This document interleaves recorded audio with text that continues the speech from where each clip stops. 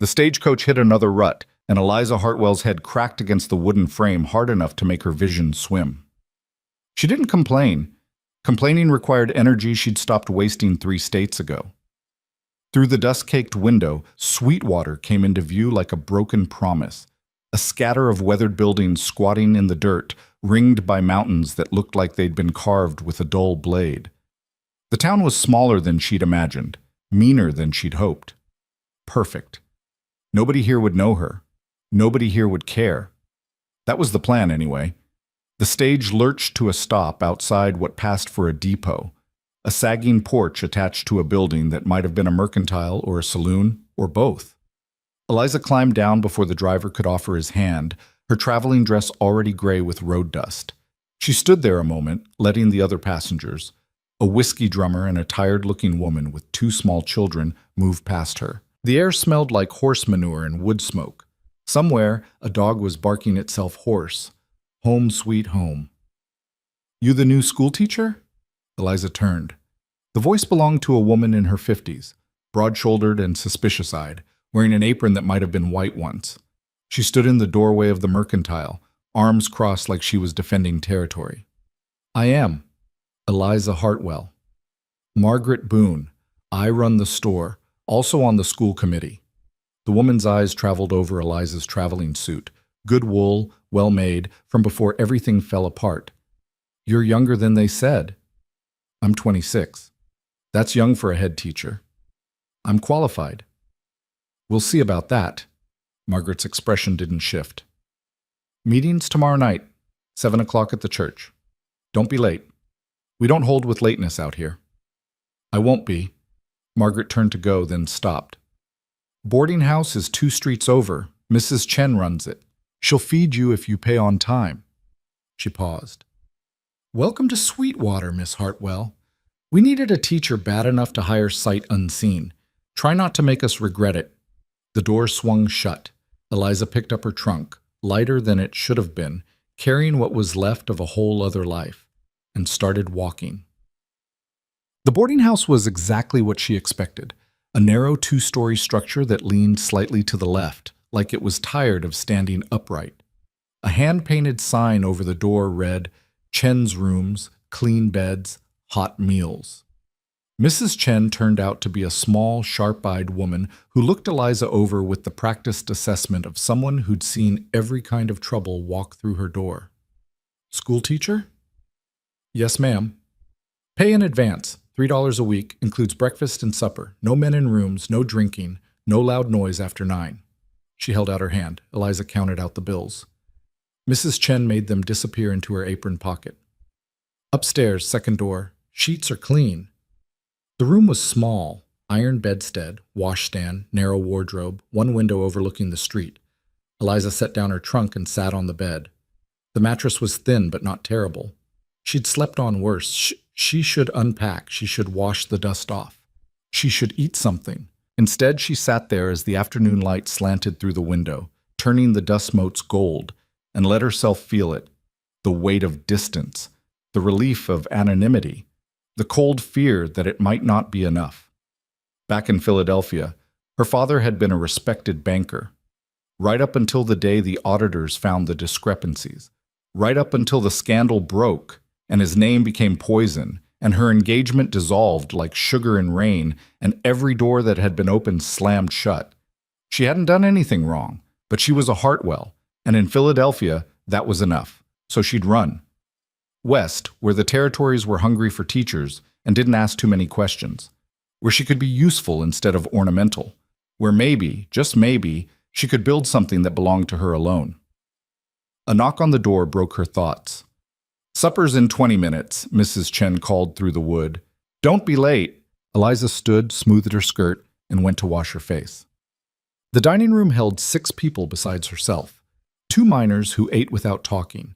An older man who might have been a clerk, a young couple who kept their eyes on their plates, and a tall man in his 30s with a weathered face and careful hands who sat at the far end of the table. Mrs. Chen brought out bowls of stew, beef and vegetables, surprisingly good, and a basket of bread. Nobody spoke except to ask for the salt. Eliza was halfway through her bowl when the tall man looked up. "You're the new teacher." Wasn't a question, but she answered anyway. "Yes, Eliza Hartwell." "Ronan Hale." His voice was quiet, measured. "I work at the Triple Bar Ranch, north of town." "Nice to meet you."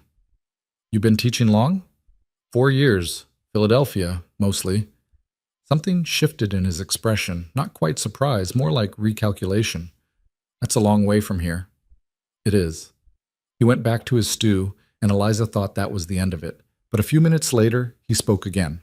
"Town needs a good teacher. Last one left after 3 months. Before that, we went a year without." "What happened to the previous one?" "Got married, moved to Denver with her husband." One of the miners snorted.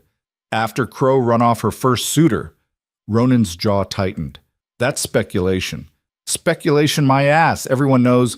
"Watch your language at the table," Mrs. Chen said sharply. The miner subsided, but Eliza's attention had caught on the name. "Who's Crow?" "Victor Crow," Ronan said after a pause. "Owns the biggest ranch in the territory, Triple C Cattle Company. He's influential." The way he said influential made it sound like a disease. "You don't like him," Eliza observed. "I didn't say that." "You didn't have to." Ronan's eyes met hers, gray, steady, harder to read than she'd like. "Out here, Miss Hartwell, there's what you think and what you say out loud. It's good to know the difference." "Noted." He went back to his meal. Eliza did the same, but her mind was working. A powerful rancher, a town that seemed nervous, a previous teacher who'd left under unclear circumstances. She was starting to get a picture of Sweetwater, and it wasn't the fresh start she'd been hoping for. The school committee meeting the next night was held in a church that smelled like old wood and mice.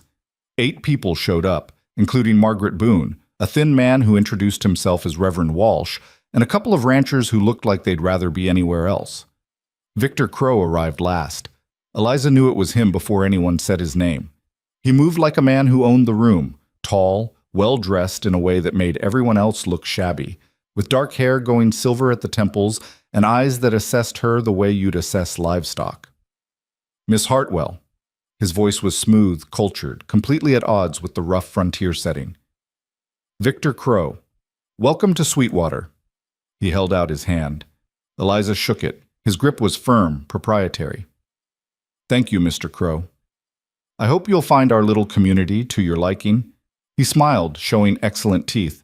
"We're quite eager to improve our educational standards. A teacher of your background is exactly what we need." There was something in the way he said background that made her spine stiffen.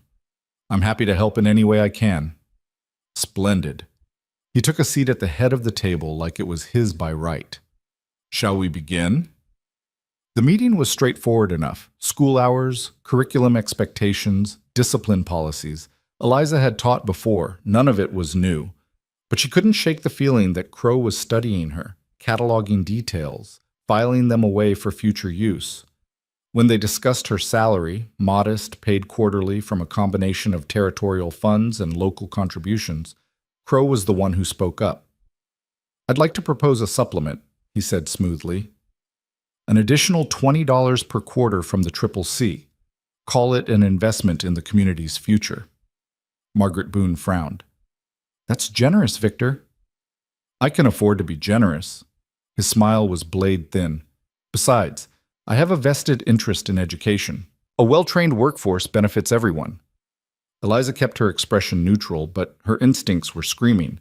Nobody offered money without expecting something in return. "That's very kind, Mr. Crow," she said carefully, "but I wouldn't want to be beholden—" "Nonsense. It's a gift to the school, not to you personally." His eyes held hers. "Unless you have some objection to accepting help?" It was a trap, neatly laid. Refuse, and she'd look ungrateful and suspicious. Accept, and she'd owe him. "Of course not," she said. "Thank you." His smile widened. "Excellent. I'm sure we'll work together beautifully." After the meeting, as people were filing out, Ronan appeared at her elbow. "Walk you back to Mrs. Chen's?" Eliza glanced at him, surprised. "That's not necessary." "Humor me." She fell into step beside him. The night was cool, stars scattered overhead like thrown salt. Their footsteps echoed on the wooden sidewalk. "You handled that well," Ronan said after a moment. "What?" "Crow, the money." "Did I have a choice?" "Not really, but you didn't look happy about it. That's smart." Eliza stopped walking. "Why are you warning me about him?" Ronan was quiet for a long moment, looking out at the dark shapes of the mountains. "Because you're new here. Because you don't know how things work yet, and because—" He trailed off. "Because what?" "Because people who cross Victor Crow tend to regret it, and I don't think you came out here to make powerful enemies." "I didn't come here to make friends either." "Good." He started walking again. "Easier that way." They reached the boarding house. Ronan tipped his hat. "Sleep well, Miss Hartwell." "Mr. Hale, why do you care?" He paused on the steps. "Maybe I don't like seeing the same story play out twice. Or maybe I'm just tired of watching Crow get everything he wants." He looked at her. "Either way, be careful. He's already noticed you." "And that's bad?" "When Victor Crow notices you," Ronan said quietly, "it's never good." The school was a one-room building at the edge of town, painted white once upon a time, but now faded to gray. Eliza arrived early on Monday morning to find it cleaner than expected. Someone had swept the floors and washed the windows. Desks lined up in rows, a blackboard on the front wall, a pot-bellied stove in the corner. Her desk held a note. "Welcome. Good luck. R.H." She was still looking at it when the children started arriving. There were 42 of them, ranging from 6 to 15. Farm kids mostly, with work-roughened hands and wary eyes. A few town children, better dressed. They filed in quietly, taking seats, watching her. Eliza stood at the front of the room and let the silence stretch. "Good morning," she said finally. "I'm Miss Hartwell. This is my first day teaching in Sweetwater, so we're all starting fresh together." No response, just stares. "I know some of you have been without a teacher for a while. That means we have ground to make up. I expect you to work hard. I'll expect you to be respectful. In return, I'll be fair, and I'll do my best to make sure you actually learn something useful." She paused. "Questions?" A hand went up in the back. A boy of about 13, tall for his age, with his father's features. "Yes?" "Is it true you're from Philadelphia?" "It is." "Why'd you come here?" The room went very quiet. Everyone was listening now. Eliza could have given them the easy answer: adventure, opportunity, a desire to serve. Instead, she told them something closer to the truth. "Because I needed a fresh start. Same reason a lot of people come west." The boy considered that. "Did you do something bad?" "Thomas Crow, mind your manners," a girl hissed. "Crow. Of course." "It's all right," Eliza said. "It's a fair question." She looked at the boy. "I didn't do anything bad, but sometimes people decide you're guilty anyway, and it doesn't matter what the truth is." "So I left." And Thomas Crow studied her with eyes too old for his face. "My father says people who run from their problems are cowards." "Your father's entitled to his opinion. I think people who know when to walk away are smart." She turned to the blackboard. "Now, let's see what you remember about mathematics." The first week passed in a blur of chalk dust and recitations. The children were behind, not stupid, but undereducated, gaps in their knowledge you could drive a wagon through. Eliza started filling them in, working methodically through reading, writing, arithmetic, basic science. Some of them soaked it up like dry ground in rain. Others resisted, suspicious of book learning, repeating things they'd heard their parents say about how school was useless when there was work to be done.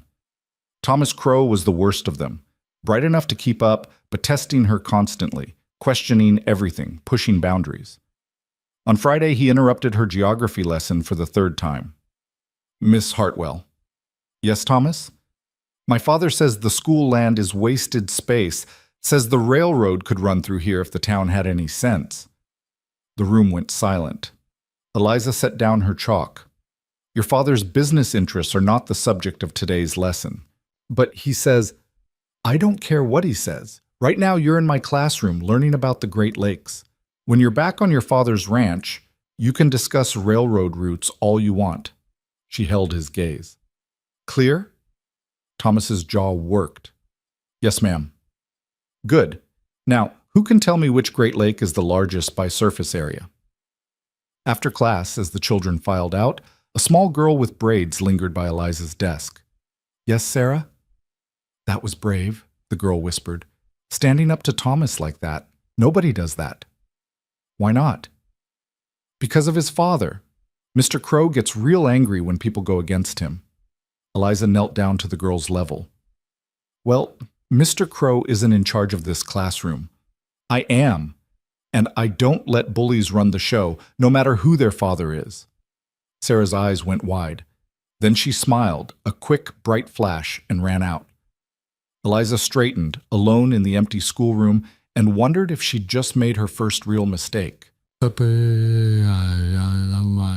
spring dance was Margaret Boone's idea, a way to raise funds for the school, bring the community together, celebrate the end of winter.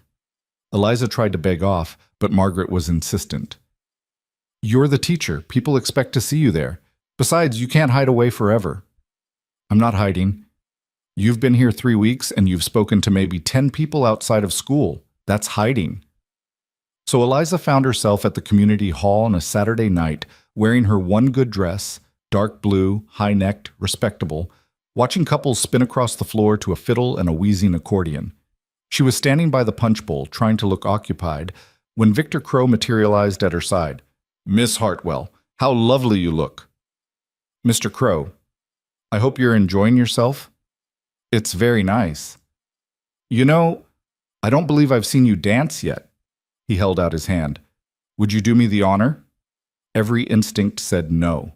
But people were watching, and refusing would be noticed, commented on, turned into gossip. Of course. His hand was warm on her waist as he led her onto the floor. He danced well, smooth, practiced, confident. He held her just a fraction too close. You've made quite an impression, he said as they turned. The children talk about you constantly. Thomas says you're a tyrant. Thomas exaggerates. Perhaps, or perhaps you're just not what this town is used to. His fingers tightened slightly. An educated woman, independent, opinionated. Is that a problem? Not at all. I admire strength in people, he smiled, as long as they're wise enough to know when to bend. I'm not very good at bending. No, Crow said softly. I can see that. It's going to cause you trouble, Miss Hartwell. Is that a threat? A friendly observation. The music swelled. You're a stranger here. You have no family, no real connections. People are willing to give you a chance, but their patience isn't unlimited. One misstep, one scandal. He shrugged. Well, you know how quickly things can fall apart. Eliza's blood went cold. What are you implying? Nothing at all. Just that reputations are fragile things, especially out here, where we depend on trust. His eyes held hers. I'd hate to see yours damaged. The song ended. Crow released her, bowing slightly. Thank you for the dance. Enjoy the rest of your evening. He walked away, leaving Eliza standing in the middle of the floor, heart pounding, hands shaking. He knew. Somehow, he knew about Philadelphia. You all right? She turned. Ronan stood there, concern creasing his face. I'm fine. You don't look fine. You look like you've seen a ghost. I need some air. She pushed through the crowd, out onto the porch. The night air was cool on her flushed face. She gripped the railing, trying to breathe. Ronan followed her out. What did he say to you? Nothing. Everything. I don't know. She turned to face him. How much do you know about me? Just what you've told folks. Philadelphia teacher. Looking for a fresh start. That's all? Should there be more? Eliza laughed, a bitter sound. There's always more. That's the problem. Ronan was quiet for a moment, then. I don't care about your past, Miss Hartwell. Don't know many people out here who'd stand up well to that kind of scrutiny. We've all got things we'd rather leave buried. Even you? Especially me. He leaned against the railing. I was a sergeant in the cavalry, 7 years, saw things, did things. Well, let's just say I didn't leave on good terms.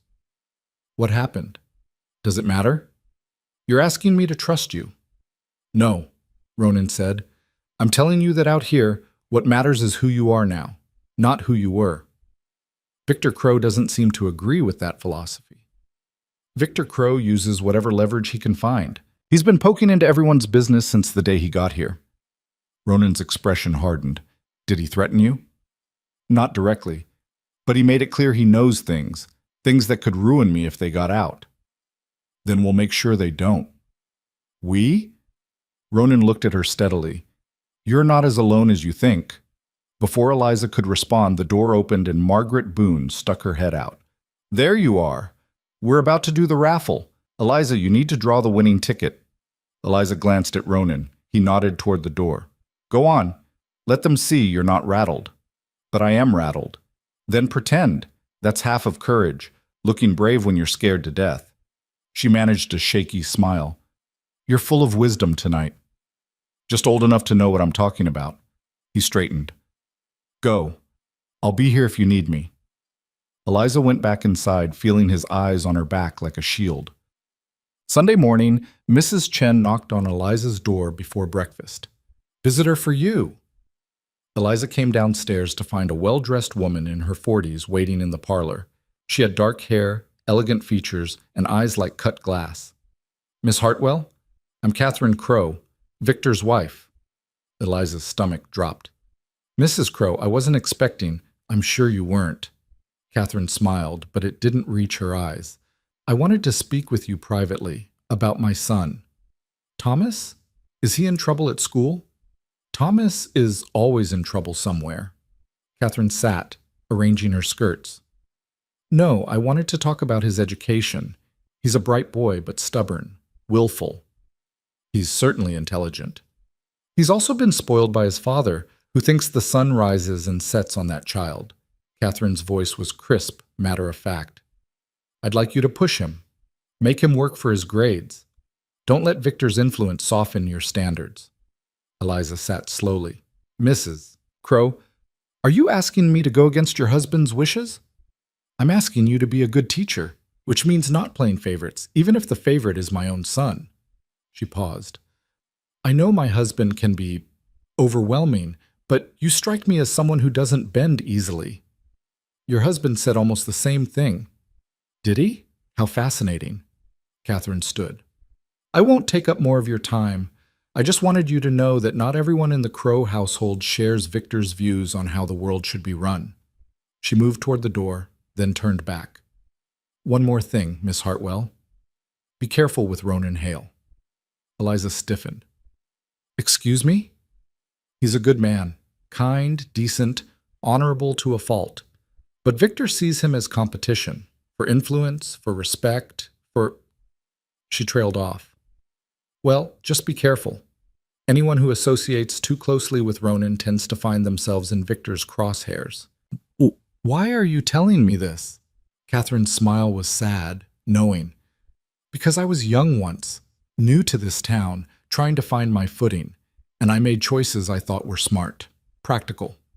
She looked out the window. I've lived with those choices for 15 years. I'd hate to see you make the same mistakes. She left before Eliza could respond. Imad. April came in wet and cold, turning the streets to mud. The school roof leaked in 3 places. Eliza put out buckets and kept teaching. The children were making progress, real, measurable progress. Even Thomas Crow was starting to engage, though he fought it every step of the way.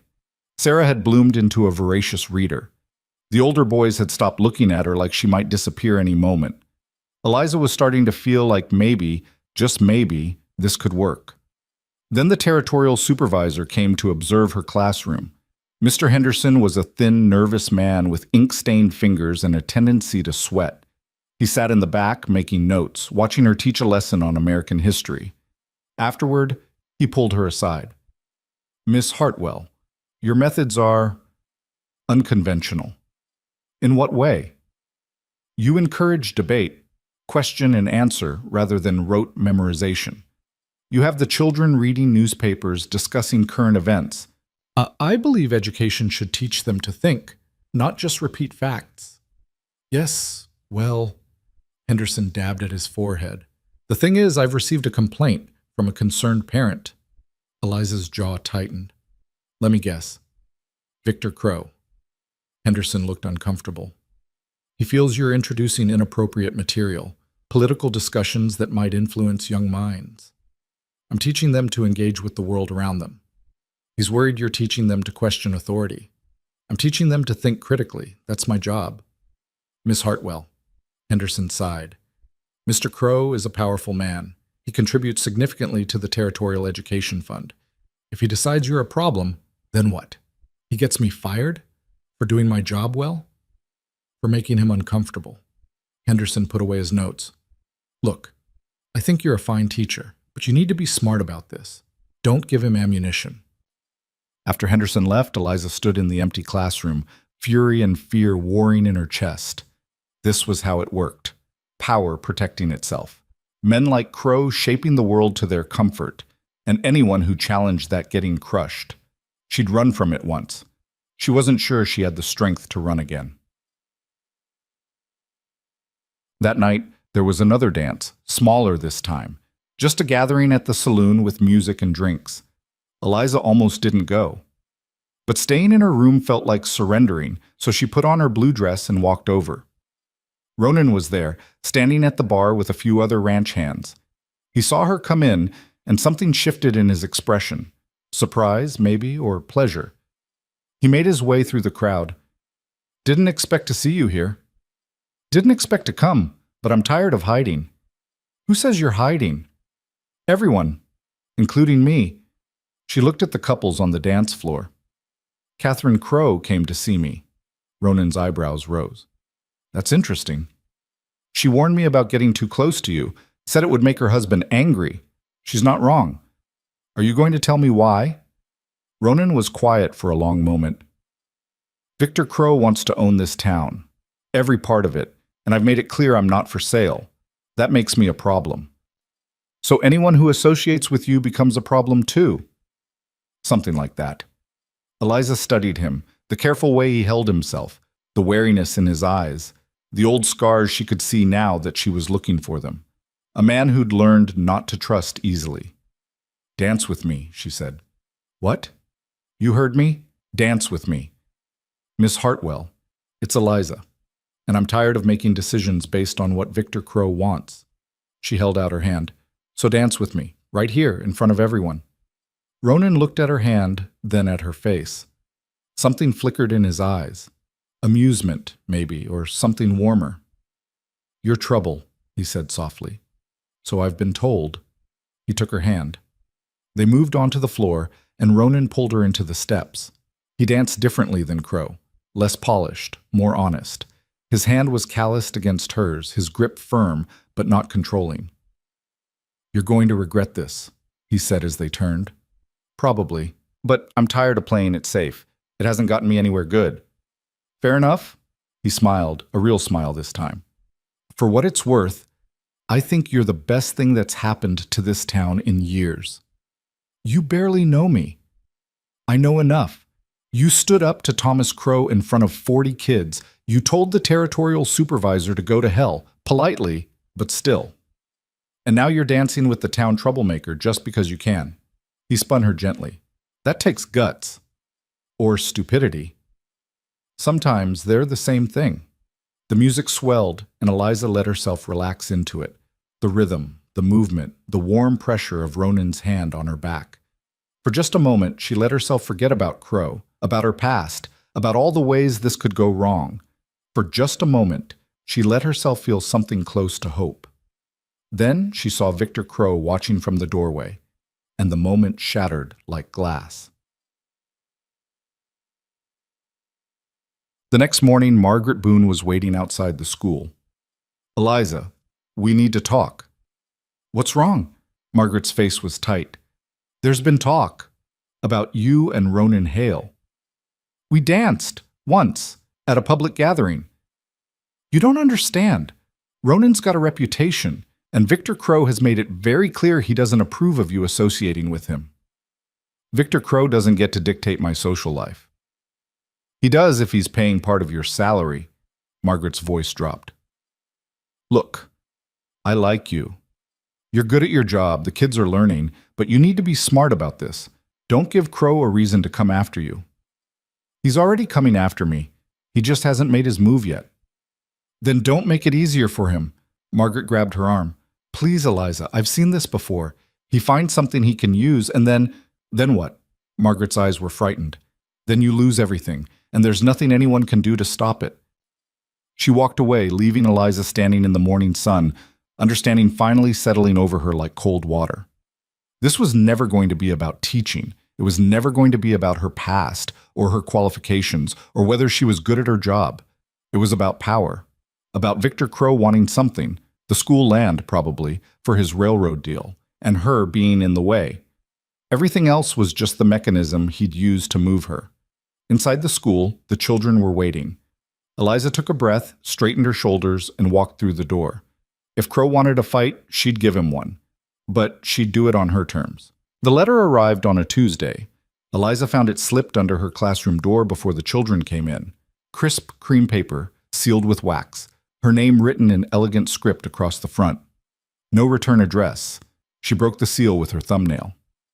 Miss Hartwell, the school committee requests your presence at a special meeting this Friday evening, 7 o'clock, at the church. Several matters regarding your position require discussion. Your attendance is mandatory. Maboon, Secretary School. Eliza read it twice, her stomach tightening. The formal language, the lack of specifics, the word mandatory. None of it was good. She folded the letter and tucked it into her desk drawer, just as the children started arriving. Thomas Crow was first through the door, as usual, with his gang of ranch boys trailing behind. He gave her a look that was almost smug. He knew something. The morning dragged. Eliza taught grammar and geography, led recitations, corrected arithmetic problems, but her mind kept circling back to that letter. What matters? What discussion? At lunch, while the children ate outside, Sarah appeared at her desk clutching a battered book. Miss Hartwell, can I ask you something? Of course. The girl glanced toward the door, then lowered her voice. My papa says you're in trouble, that Mr. Crow is going to make the committee fire you. Eliza's chest constricted. Where did your father hear that? At the saloon. Mr. Crow was talking about it. Said you were unsuitable. Sarah stumbled over the word. What's that mean? It means he thinks I'm not right for the job. But you're the best teacher we ever had. You make things make sense. The last teacher just made us copy stuff out of books all day. Eliza managed a smile. Thank you, Sarah. That's kind of you to say. Are you going to leave? I don't know yet. Sarah's eyes welled up. You can't leave. Please. Thomas and his friends are mean, but the rest of us, we need you. Eliza reached out and squeezed the girl's hand. I'll do my best to stay. That's all I can promise. After Sarah left, Eliza sat alone in the quiet classroom, anger building in her chest like pressure in a boiler. Crow was moving faster than she'd expected. Whatever he had planned, he was ready to use it. She needed help, real help, from someone who understood how this town worked. She needed Ronan. That evening, she found him at the livery stable, grooming a bay mare with patient, methodical strokes. He looked up when her shadow fell across the doorway. Eliza. Just her name, but the way he said it, concern already pulling at the edges, told her he'd been expecting this. I got called to a committee meeting Friday night. Ronan set down the brush. What's the reason? Doesn't say, just matters regarding my position. That's Crow. He likes to keep people guessing until the last second, then hit them when they're off balance. Ronan wiped his hands on a rag. You know what he's going to use? My past, probably. My father's scandal back in Philadelphia. The broken engagement. She laughed bitterly. Hell, maybe he'll just make something up. Does it matter? It matters if we can get ahead of it. How? Ronan leaned against the stall door, thinking. Tell me about Philadelphia. The whole story. Eliza had spent months trying not to think about Philadelphia. Now she forced herself to lay it out. Her father's position at the bank, the missing funds that showed up in the audit, the trial that destroyed his reputation, even though they couldn't prove criminal intent. The way her fiancé's family had called off the engagement 2 days after the verdict. The whispers that followed her everywhere, the doors that closed, the friends who stopped calling. I didn't do anything wrong, she finished. But I was a Hartwell, and that was enough. So I left. Ronan was quiet for a long moment. Crow's going to paint you as damaged goods, a woman from a dishonest family, bringing shame to Sweetwater. I know. And there's nothing I can say at that meeting that'll change anyone's mind. I'm not on the committee. I'm just the foreman nobody trusts because I won't kiss Crow's boots. Then what do I do? You get there early. You control the narrative. You tell them the truth before Crow can twist it into something ugly. He pushed off the stall door. And you make it clear you're not going anywhere without a fight. That's a terrible plan. You got a better one? Eliza didn't. That was the problem. Ronan studied her face, something shifting in his expression. There might be another way. What? You won't like it. Tell me anyway. He took a breath. Crow's weakness is that he needs to look legitimate. He can't just run you out of town on a rail. He needs the committee to do it. Needs it to look proper and legal. That means he needs enough people on his side. And they are. They're terrified of him. Most of them, yeah, but not all. Ronan's eyes were steady on hers. Margaret Boone likes you, even if she's scared. Reverend Walsh is a decent man. He'll listen to reason. The ranchers just want their kids educated. They don't care about Philadelphia society scandals. So what? I go in there and plead my case? Hope they grow a spine? No, you go in there with ammunition of your own. What ammunition? The reason Crow wants you gone. It's not about your past. That's just convenient. It's about the school land. Ronan stepped closer. There's been talk, quiet talk, the kind you hear if you're paying attention. Crow's negotiating with the railroad, wants to bring the line through Sweetwater, turn this place into a real town. Big profits for him. And the school sits on land he needs. Exactly. If he can get the committee to fire you, let the school sit empty for a few months. He can make the case that it's not being used properly. Get the territory to sell it to him for a song. Eliza felt the pieces clicking into place. So this was never about me. I'm just in the way. You're in the way. And Crow doesn't tolerate obstacles. How do I prove it? You can't. Not directly. But you can raise the question. Plant doubt in people's minds about why he's really so eager to get rid of a perfectly good teacher. Ronan paused. It won't be enough to save you, but it might buy time. Time for what? I don't know yet, but it's better than going down without swinging. Eliza looked at him, this quiet, careful man who'd somehow become her only ally in this place. Why are you helping me? I told you, I'm tired of watching Crow get everything he wants. That's not the whole reason. Ronan's jaw worked. No, it's not. He met her eyes. I like you, Eliza. You're smart, you're brave, and you don't back down even when you should. This town needs people like you. Needs someone who'll stand up and say when something's wrong. Even if it costs them everything? Especially then. The air between them felt charged, heavy with things neither of them was saying. Eliza's heart was beating too fast. I should go, she said. Mrs. Chen will wonder where I am. Yeah. Ronan didn't move. Eliza? Yes? Whatever happens Friday, don't let them make you feel small. You're worth 10 of Victor Crow. She managed a smile. I'll try to remember that. Walking back through the darkening streets, Eliza felt something hardening in her chest. Fear was still there, cold and familiar, but alongside it was something else. Anger, clean, sharp, clarifying. If Crow wanted her gone, he was going to have to work for it. The next 3 days crawled by like wounded animals. Eliza taught her classes, graded papers, went through the motions of normal life while her mind spun through scenarios. What would Crow say? What could she say back? How many of the committee members would even listen? Wednesday night, Catherine Crow appeared at the boarding house again. Walk with me, she said. Not a request. They walked down to the edge of town where the buildings gave way to scrub grass and the mountains rose black against the stars. Catherine didn't speak until they were well away from listening ears. Victor knows about Philadelphia. Eliza's stomach dropped. How much? Everything. Your father's trial, the scandal, your broken engagement. He had a Pinkerton man dig it all up. Catherine's voice was flat, tired.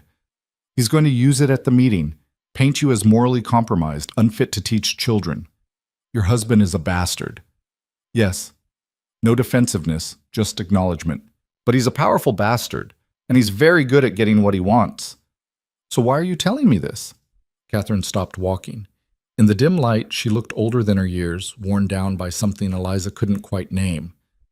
Because I was you once, young, educated, full of ideas about how things should be. I married Victor thinking I could change him, or at least survive him.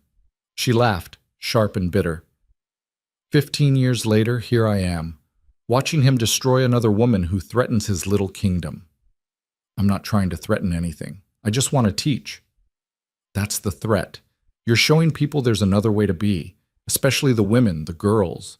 You're proof they don't have to accept things as they are. Catherine turned to face her. Victor can't have that. He needs everyone to believe his way is the only way. What should I do? Fight. Don't give him the satisfaction of watching you crumble. Catherine's eyes were fierce. And if you get the chance, hurt him back. He's not invincible, no matter what he thinks. What's his weakness? His pride. He can't stand being challenged publicly, especially by someone he sees as beneath him. She paused. And Thomas. Victor's world revolves around that boy. He sees himself in Thomas, wants to shape him into a younger version of himself. Thomas is smart. He could be better than his father. He could. If someone shows him there's more to life than money and power. Catherine touched Eliza's arm. That someone could be you, if you survive Friday. She walked away, leaving Eliza alone with the wind and the weight of impossible choices. Thursday morning brought rain, cold, steady, turning everything to mud. The children arrived soaked and miserable. Eliza let them dry off by the stove before starting lessons. Thomas Crow sat in the back, quieter than usual. He kept glancing at her, then away, like he wanted to say something but couldn't figure out how. At lunch, while the others huddled inside eating, Thomas approached her desk. Miss Hartwell? Yes, Thomas? Is it true you're getting fired? Direct like his father. But his voice held something his father's never did. Uncertainty. There's a meeting tomorrow. We'll see what happens. My father says you're not suitable, that you come from a dishonest family. Eliza set down her pen. Your father says a lot of things. Do you believe everything he tells you? Thomas shifted his weight. He's usually right. Usually isn't always. She looked at him steadily. What do you think, Thomas? Have I been a bad teacher? The boy's jaw worked. No. Have I lied to you, been unfair? No. Then maybe your father's wrong this time. Thomas's eyes flashed, surprise maybe, or something like relief. He doesn't like being wrong. Nobody does, but adults make mistakes too. We're just better at pretending we don't. If you leave, we'll probably get another teacher like Miss Patterson. She just made us copy things. It was boring. Learning shouldn't be boring. That's what I think too. Thomas hesitated. I hope you don't leave. It was the closest thing to an apology she'd get from him. Eliza felt her throat tighten. Thank you, Thomas. That means a lot. He nodded and went back to his seat, leaving Eliza staring at her lesson plans and wondering if maybe, just maybe, she'd gotten through to someone in this town. Friday arrived too fast.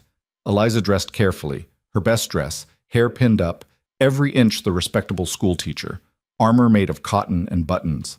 At 6:30, she walked to the church. The rain had stopped but left everything slick and dark. Light spilled from the church windows. Inside she could hear voices. Ronan was waiting on the steps. You ready? No. Good. If you were ready, I'd be worried. He fell into step beside her. Remember, control the narrative. Don't let Crow set the terms. And if that doesn't work, then we figure out plan B. We don't have a plan B. Then we'll improvise. He opened the door for her. After you. The committee sat around a long table. Margaret Boone, Reverend Walsh, 3 ranchers whose names Eliza could never remember, and Victor Crow at the head like a king holding court. All of them looked uncomfortable except Crow, who looked satisfied. Miss Hartwell, he said smoothly, thank you for coming. Please, sit. There was one empty chair positioned at the far end, deliberately placed to make her feel small, isolated. Eliza sat anyway, spine straight. I assume you're wondering why we called this meeting, Crow continued. I'm wondering why it was necessary. My contract doesn't expire until June. Yes, well, certain information has come to light that the committee felt required immediate attention. Crow opened a folder in front of him. Information about your background, your family history. Here it came. I've been transparent about my past, Eliza said. I came here from Philadelphia after my father's business collapsed. I needed work. The territory needed a teacher. I saw no reason to dwell on personal misfortune. Personal misfortune. Crow's smile was thin. An interesting characterization. I'd call embezzlement and fraud rather more serious than misfortune. The room went silent. Margaret Boone's eyes widened. Reverend Walsh shifted in his seat. Eliza kept her voice level. My father was investigated for financial irregularities. He was never convicted of any crime. Only because he died before the trial concluded. Crow pulled out a paper. I have the court records right here. Accusations of embezzlement, falsifying accounts, stealing from clients, and you, his daughter, worked in that bank. Hard to believe you knew nothing about it. I kept books. I didn't manage accounts. Convenient. Crow looked around the table.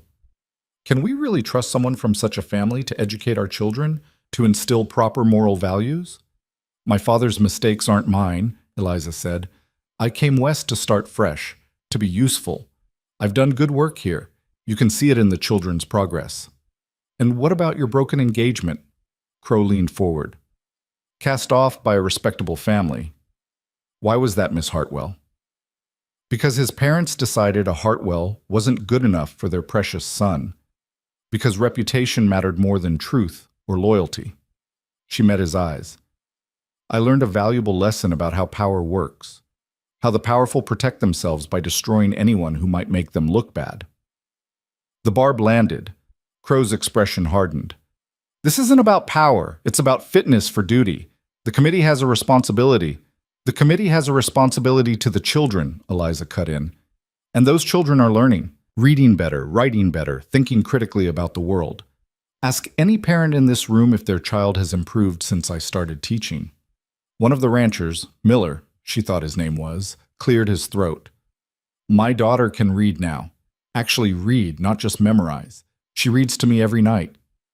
My boys too, another rancher added. They're doing arithmetic they couldn't touch before. Crow's jaw tightened. Academic progress doesn't negate moral concerns. What moral concerns? Eliza demanded. I haven't done anything wrong. I haven't lied, stolen, cheated, or corrupted anyone. My only crime is having a father who made mistakes. Is that really grounds for dismissal? It's grounds for concern about judgment, about character. My character is fine, Mr. Crow, but since we're discussing character, perhaps we should discuss why you're so eager to remove a competent teacher in the middle of a school year. She paused, letting the words settle. Could it have anything to do with the school land, the railroad negotiations you've been conducting? The room went very quiet. Crow's eyes turned to ice. I don't know what you're implying. I'm not implying anything. I'm asking directly. Is this about my past, or is it about clearing the way for a business deal? That's absurd. Is it? Because from where I'm sitting, it seems awfully convenient. Get rid of the teacher, let the school close, claim the land isn't being used properly, sell it to yourself at a bargain price. Eliza looked around the table.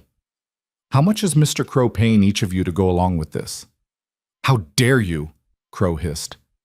How dare I? How dare you? Eliza stood, anger finally breaking through. You dug into my private life, weaponized my family's tragedy, dragged me in front of this committee to humiliate me, all because I'm in the way of your profits. And you want to talk about character? Margaret Boone spoke up, voice shaking. Eliza, this isn't helping. Isn't it? Because I think it's time someone in this town said out loud what everyone's thinking. Victor Crow doesn't care about moral fitness or protecting children. He cares about money and control, and he'll destroy anyone who threatens either one. Crow stood, looming. You're out of line. No, I'm telling the truth, and you can't stand it. This meeting is over. Crow's voice was sharp as a blade. The committee will vote in private. You'll be notified of our decision. Fine. Vote. Eliza grabbed her shawl. But everyone in this room knows what's really happening here, and they'll have to live with it.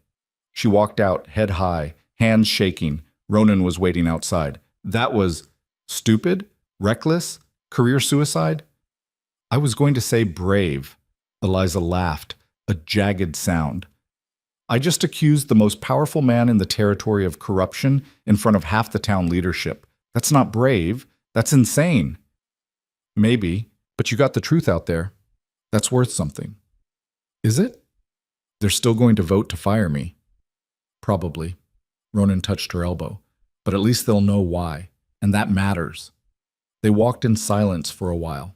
The night was cold, clear, stars scattered overhead like broken glass. What happens now? Eliza asked finally. Now you wait. They'll vote, probably tonight or tomorrow.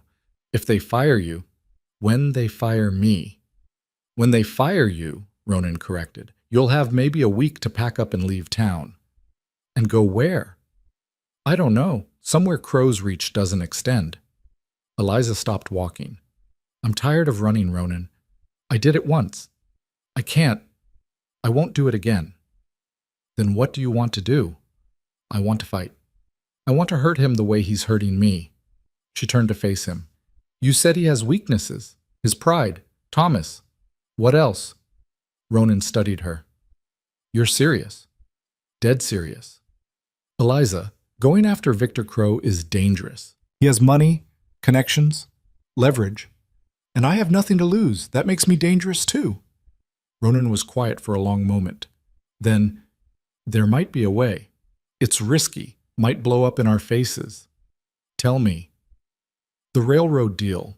If we can prove Crow's using his position on the committee to enrich himself, manipulating school business for personal gain, that's corruption. The territorial government doesn't look kindly on that. How do we prove it? We'd need documentation, letters, contracts, something showing he's been planning this for months, that he's been working to undermine the school deliberately. Where would those documents be? His office, probably. At the Triple C Ranch. Eliza stared at him. You're suggesting we break into Victor Crow's ranch and steal his papers. I'm suggesting we acquire evidence of wrongdoing through unconventional means. That's insane. Yeah. We could get caught, arrested, shot. All possible. And even if we get the documents, there's no guarantee anyone will care. Crow probably has half the territorial officials in his pocket. True. Eliza looked up at the stars, thinking about Philadelphia, about running, about spending the rest of her life looking over her shoulder, starting over and over, always afraid the past would catch up. She was done running. When do we do it? Ronan blinked. You're actually considering this. I'm done considering. I'm in. When? We'd need to wait until the ranch is mostly empty, Sunday maybe. Most of the hands go into town. Crow usually takes his family to church. So Sunday. We ride out there, get in somehow, find what we need, get out. In theory. What could go wrong? Ronan laughed, sharp and surprised. Everything. Literally everything. Then we'll just have to be careful. Eliza started walking again, energy thrumming through her veins. You know the ranch layout? I worked there for 3 years before Crow and I had our falling out. I know where his office is, how the locks work, where the guards patrol. Good. We plan it out, rehearse it, go in fast and clean. Eliza. Ronan caught her arm. You understand what you're suggesting. If we get caught, it's not just losing your job. It's prison.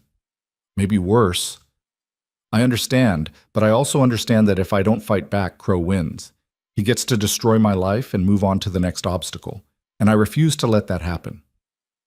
Ronan searched her face in the darkness. Whatever he found there must have satisfied him because he nodded. All right, we do this, but we do it smart, and we do it together. Together. Eliza held out her hand. He took it, his grip warm and solid. You're either the bravest woman I've ever met, or the craziest. Can it be both? Yeah, Ronan said softly. I suppose it can. They stood there in the cold night, hands clasped, plotting theft and rebellion, and Eliza felt something shift inside her. Fear was still there, always would be, but it no longer controlled her. For the first time since Philadelphia, she felt like herself again. Sharp, fierce, unafraid. Victor Crow had made a mistake. He'd assumed she'd break. He was about to learn just how wrong he'd been. The committee's decision came Saturday morning, delivered by Margaret Boone with eyes that wouldn't quite meet Eliza's. They voted 4-3.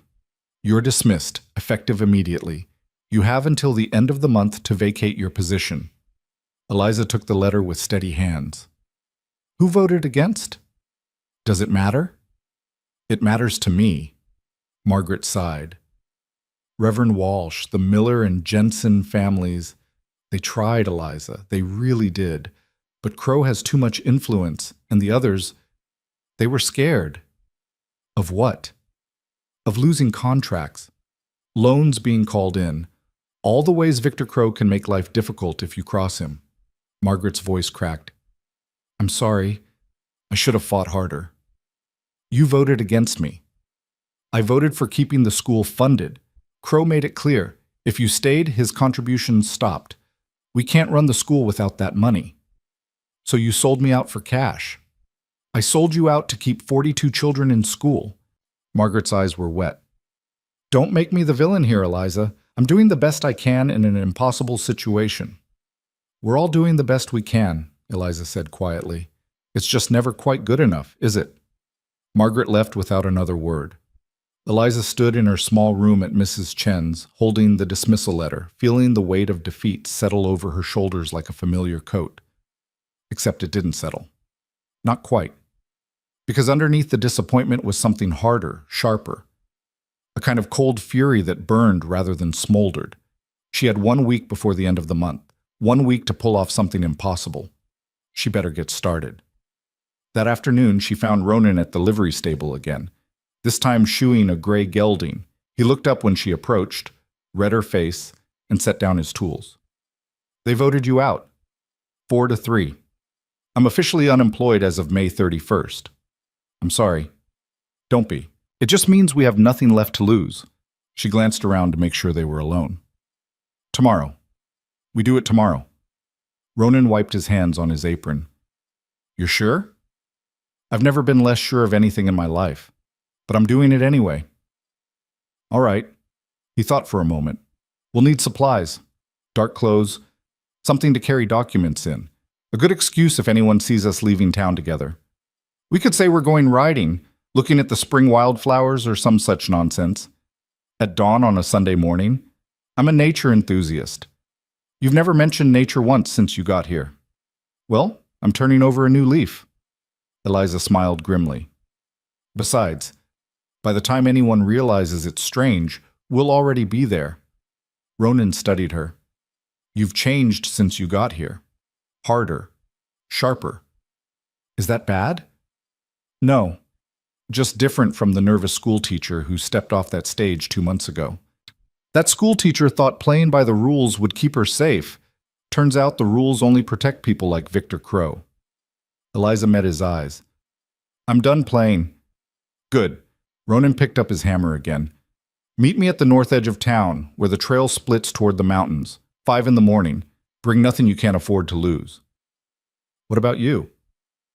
I'll bring the horses and a bag for whatever we find, and a gun, just in case. You think we'll need it?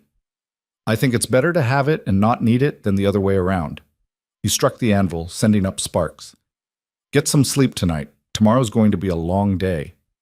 Eliza doubted she'd sleep at all, but she nodded and left him to his work. That night, she sat in her room and wrote 3 letters.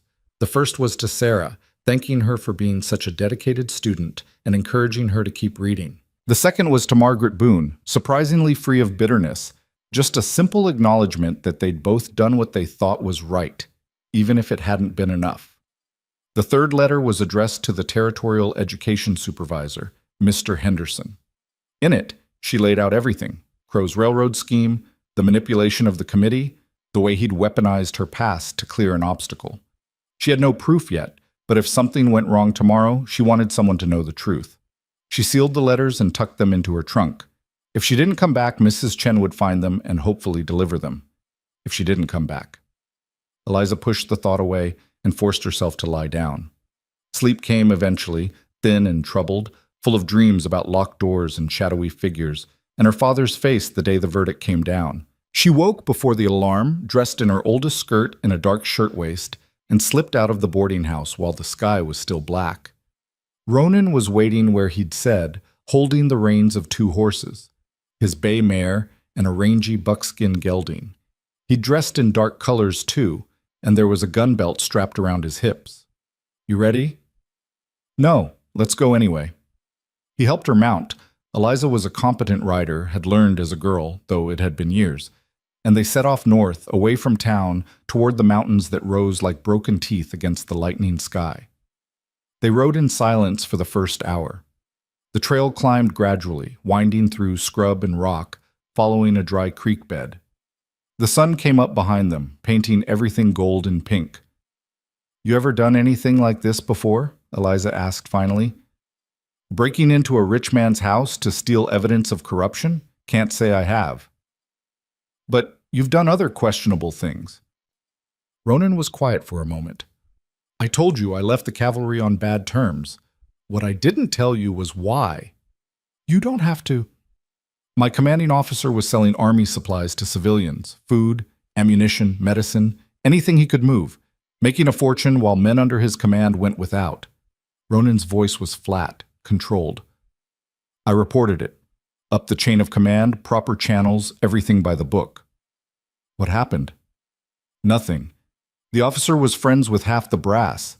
They buried my report, transferred me to a nothing post in the middle of nowhere, made it clear that if I pushed further, I'd be court-martialed for insubordination." He shifted in the saddle. "So I deserted. Figured I'd rather be a deserter than a coward." "That's why you understand," Eliza said softly. "Why you're helping me. I understand that sometimes the system is rotten, and following the rules just makes you complicit." He looked at her. "I also understand that fighting back has consequences. I've been running from the army for 5 years. Can't go back east. Can't use my real name in official documents. Always looking over my shoulder." "Your real name isn't Ronan Hale?" "Ronan's real. Hale isn't. But it's been mine long enough that it feels true." Eliza absorbed that. "If I'd known, you'd have done what? Not asked for my help?" He shook his head. "I'm doing this because it's right. Because Victor Crow needs to be stopped. And because you're the first person in years who's looked at me and seen someone worth trusting." "You are worth trusting." "Maybe. We'll find out today, won't we?" The Triple C Ranch came into view around mid-morning, a sprawling operation with a main house, bunkhouse, barns, corrals, stretching out in all directions. Cattle dotted the hillsides, hundreds of them, maybe thousands. It was an empire in miniature, and Victor Crow ruled it like a king. Ronan led them off the main trail, circling wide around the property, using the terrain to stay hidden. They left the horses tied in a ravine about half a mile from the house and proceeded on foot. "Most of the hands will be at the bunkhouse or out with the herds," Ronan whispered. "Crow takes his family into town for Sunday services. He likes being seen, likes people knowing he's a pillar of the community. Should give us maybe 2 hours." "Should?" "Nothing's certain, but it's the best window we're going to get." They moved through the scrub, keeping low. The main house was a 2-story structure, well-built, painted white with green shutters. Expensive, a monument to Crow's success. Ronan circled around to the back, where a door led into what looked like a kitchen. He tried the handle. Locked.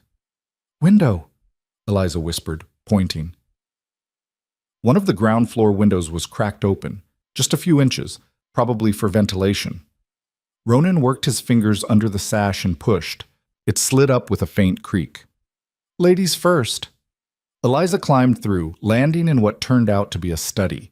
Dark wood paneling, leather chairs, shelves lined with books that looked more decorative than read, and a massive desk in the center, paper scattered across its surface. Ronan followed, closing the window behind them. They stood there for a moment, listening. The house was silent except for the tick of a clock somewhere. "His office is through that door," Ronan said, pointing. "Personal study is separate from business records." They moved into the next room, larger, more organized.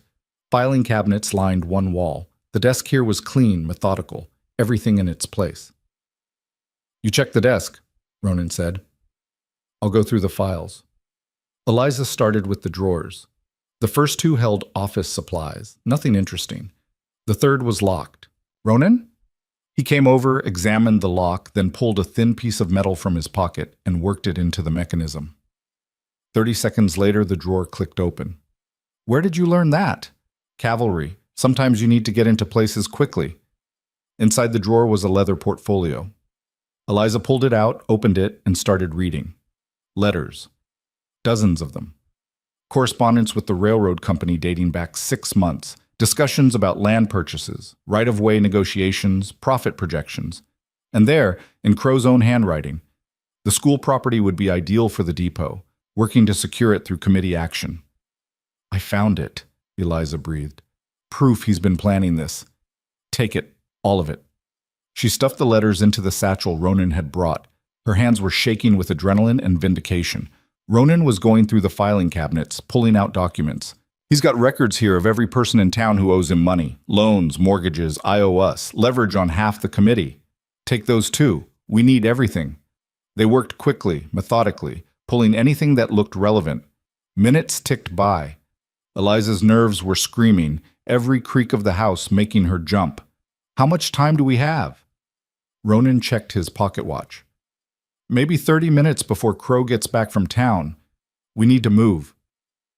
Eliza grabbed one more stack of papers from the desk, contracts, deeds, financial records, and shoved them into the satchel. It was bulging now, heavy with evidence. That's enough. Let's go.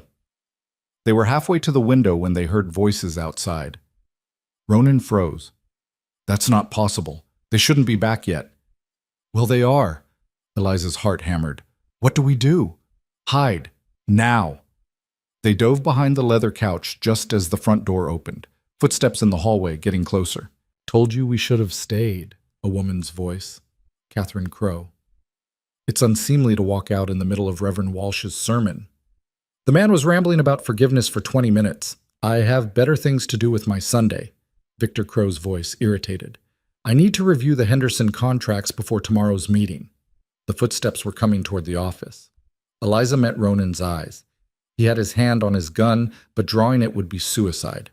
They were trapped. Crow entered the room. Eliza could see his boots through the gap beneath the couch, expensive leather, polished to a shine. He walked to the desk, and she heard him shuffle papers. Catherine, have you seen the railroad correspondence? I had it right here. How should I know? I don't go through your papers. A pause. Long, terrible. Eliza held her breath. The drawer's open. The locked drawer.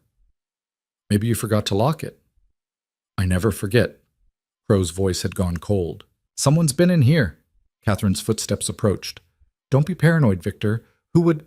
Check the house. Now. Someone's here. Eliza's mind raced. They couldn't stay hidden. Crow would find them in seconds. Couldn't go out the window. He'd hear it. Their only chance was to run, fight their way out if necessary, and hope they could make it to the horses before Crow raised the alarm. She looked at Ronan. He nodded, understanding. On 3, he mouthed. 1, 2.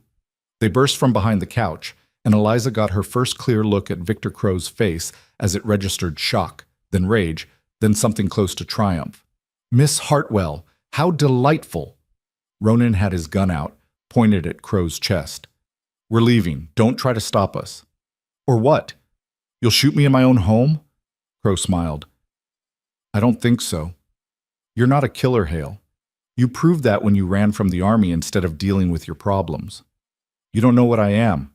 I know enough. I know you're a deserter with a false name and a price on your head back east. I know Miss Hartwell here is a disgraced teacher from a family of thieves. And I know you just broke into my house and stole my property. Crow's eyes glittered. You've given me everything I need to destroy you both. We have evidence, Eliza said. Proof you've been manipulating the school committee for your own profit.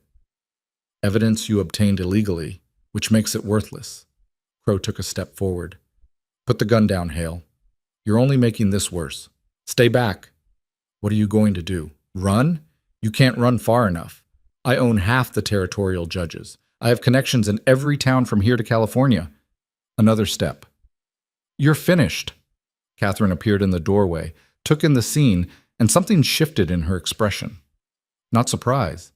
Almost like she'd been expecting this. Victor, let them go. Don't be absurd. They broke into our home, and they did it because you've been systematically destroying an innocent woman's life for profit. Catherine's voice was steel. I've watched you do this for 15 years. I'm done watching. Crow turned to face his wife. You don't know what you're talking about. Don't I? I know about the railroad deal. I know you've been planning to take the school land since before Miss Hartwell even arrived. I know you dug into her past looking for ammunition. I know everything, Victor. I've always known. She looked at Eliza. Take the documents. Go. Catherine, if you help them. What? You'll ruin me? I'm already ruined. Married to you is ruin enough. She stepped aside, clearing the path to the door. Go, now, before he calls for the ranch hands. Eliza didn't need to be told twice. She ran for the door, Ronan right behind her, gun still trained on Crow. You'll regret this, Crow shouted after them. Both of you. I'll hunt you down. I'll make you... His voice cut off as they burst out of the house and into the bright Sunday morning. They ran flat out, not looking back, across the yard and into the scrub beyond. Behind them, Eliza could hear Crow bellowing for his men. In minutes, maybe seconds, the ranch would be swarming with armed cowboys looking for them. They had to reach the horses. Ronan led the way, moving fast, using the terrain for cover. Eliza's lungs burned, her skirt catching on brush, but she didn't slow down. Couldn't. They crashed into the ravine where they'd left the horses. The animals were still there, thank everything. Ronan practically threw Eliza onto the buckskin, then mounted his own horse in one smooth motion. Ride hard! Don't stop until we're well clear! They spurred the horses into a gallop, racing away from the Triple C, the satchel of stolen documents bouncing against Eliza's side. Behind them, shouts rose into the clear morning air. The hunt was on. They rode for an hour straight, pushing the horses hard, following trails Ronan knew, and Eliza didn't, winding through canyons and across ridges. Several times Eliza thought she heard hoofbeats behind them, but when she looked back, there was nothing. Finally, when the horses were lathered and blowing, Ronan pulled up in a dense stand of cottonwoods near a stream. We'll rest here, 5 minutes, no more. Eliza slid off the buckskin, legs shaking. The adrenaline was wearing off, leaving her dizzy and sick. We did it, she said. We actually did it. We got the documents. That's not the same as winning. It's evidence, proof of what he's been doing. Illegally obtained proof. Crow was right about that. Ronan let his horse drink from the stream. No court will accept it. Eliza's stomach dropped. Then what was the point? The point is we have leverage now. Information. We can't use it officially, but we can use it other ways. Like what? Like threatening to expose him publicly. Make the contents known to the territorial newspapers, the railroad company, his business partners. He can claim it was stolen all he wants, but once the information is out there, people will start asking questions. That's blackmail. No, that's justice when the system's too corrupt to deliver it legitimately. Ronan looked at her. You still want to do this? Because there's no going back after this. We publish what we found, Crow will come after us with everything he has. Eliza thought about Philadelphia, about running, starting over, always looking behind her, about Sarah and Thomas and the other children who deserved better than Victor Crow's vision of the world. I want to do this.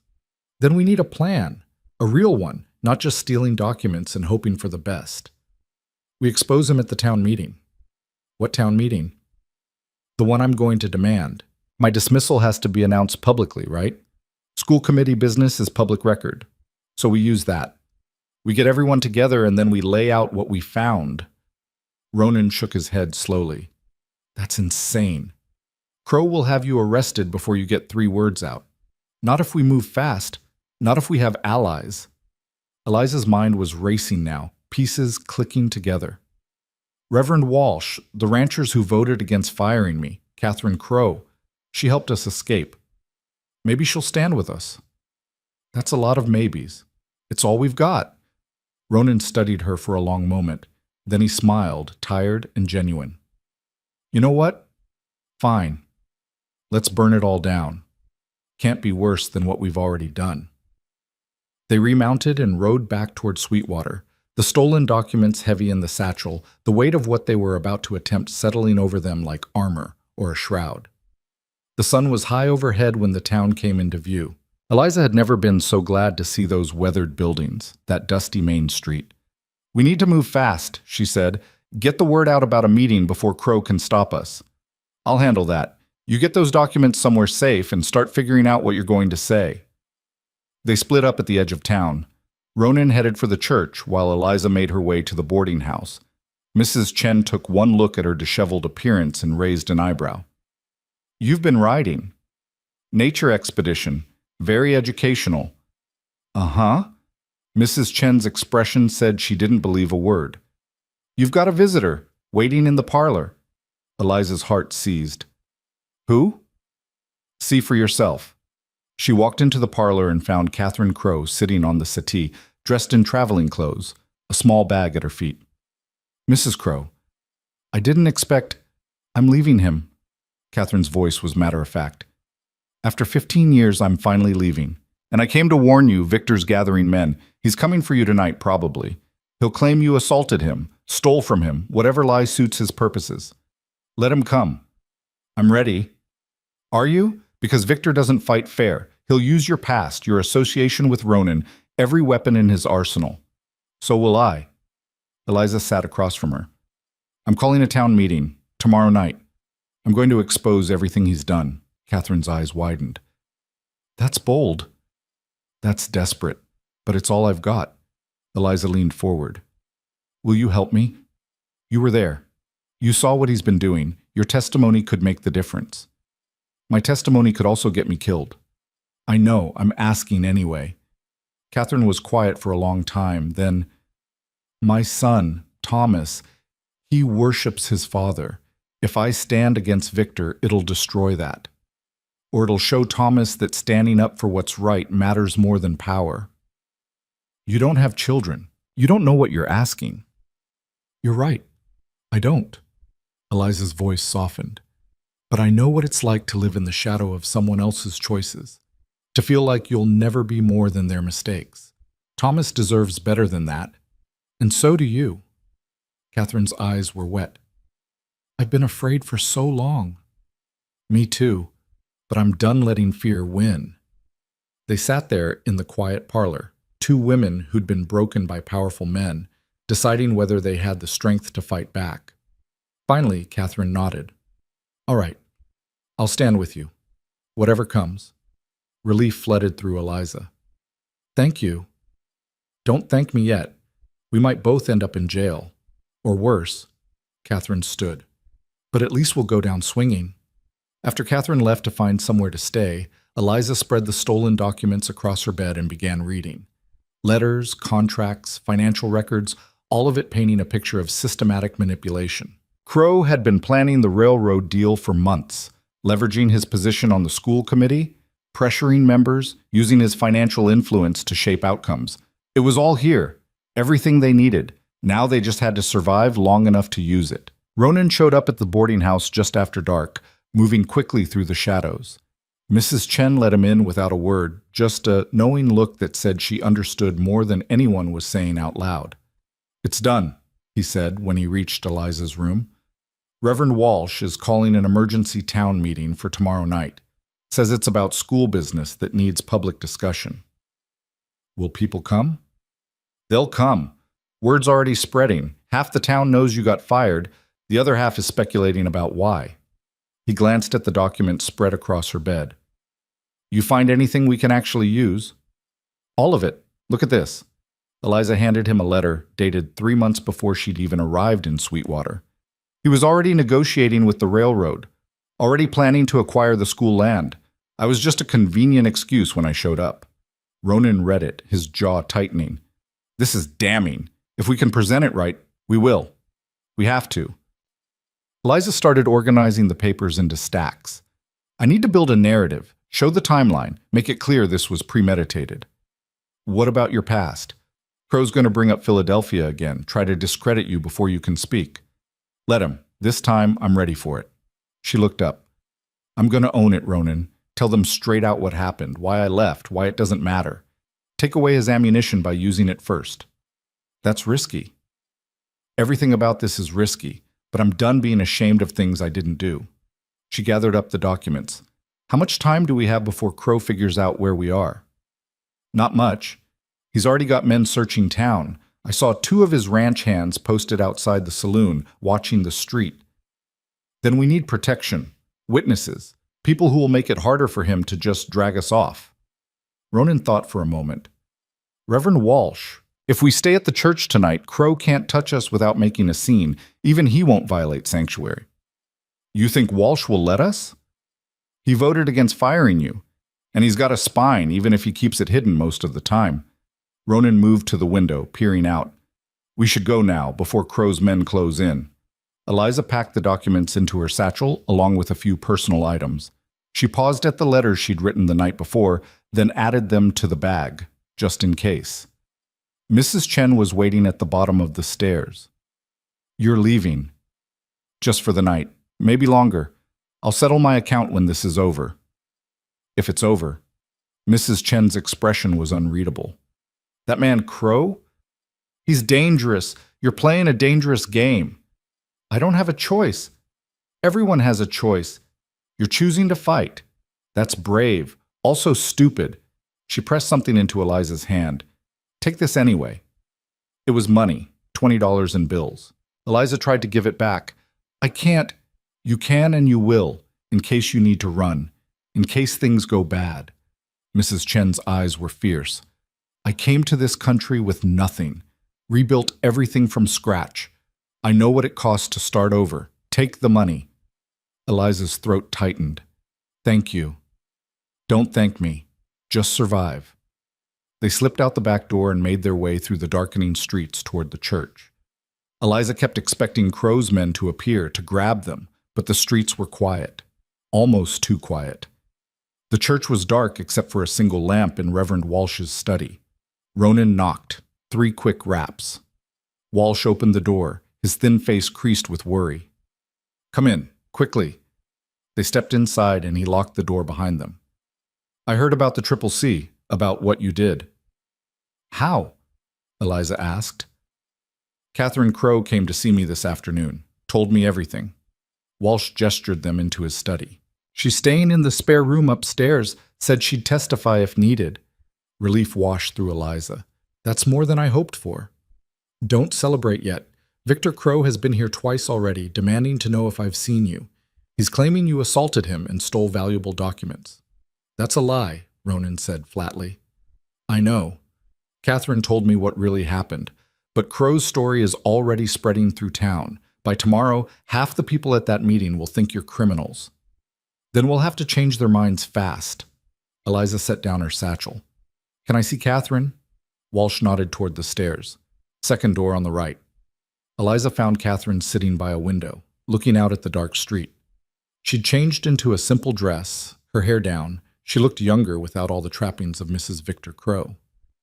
You came, Catherine said without turning. I didn't know where else to go.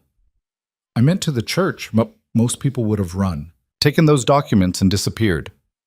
I'm tired of running, Catherine finally looked at her. Victor came by earlier. I've never seen him like that. Not angry, that I'm used to.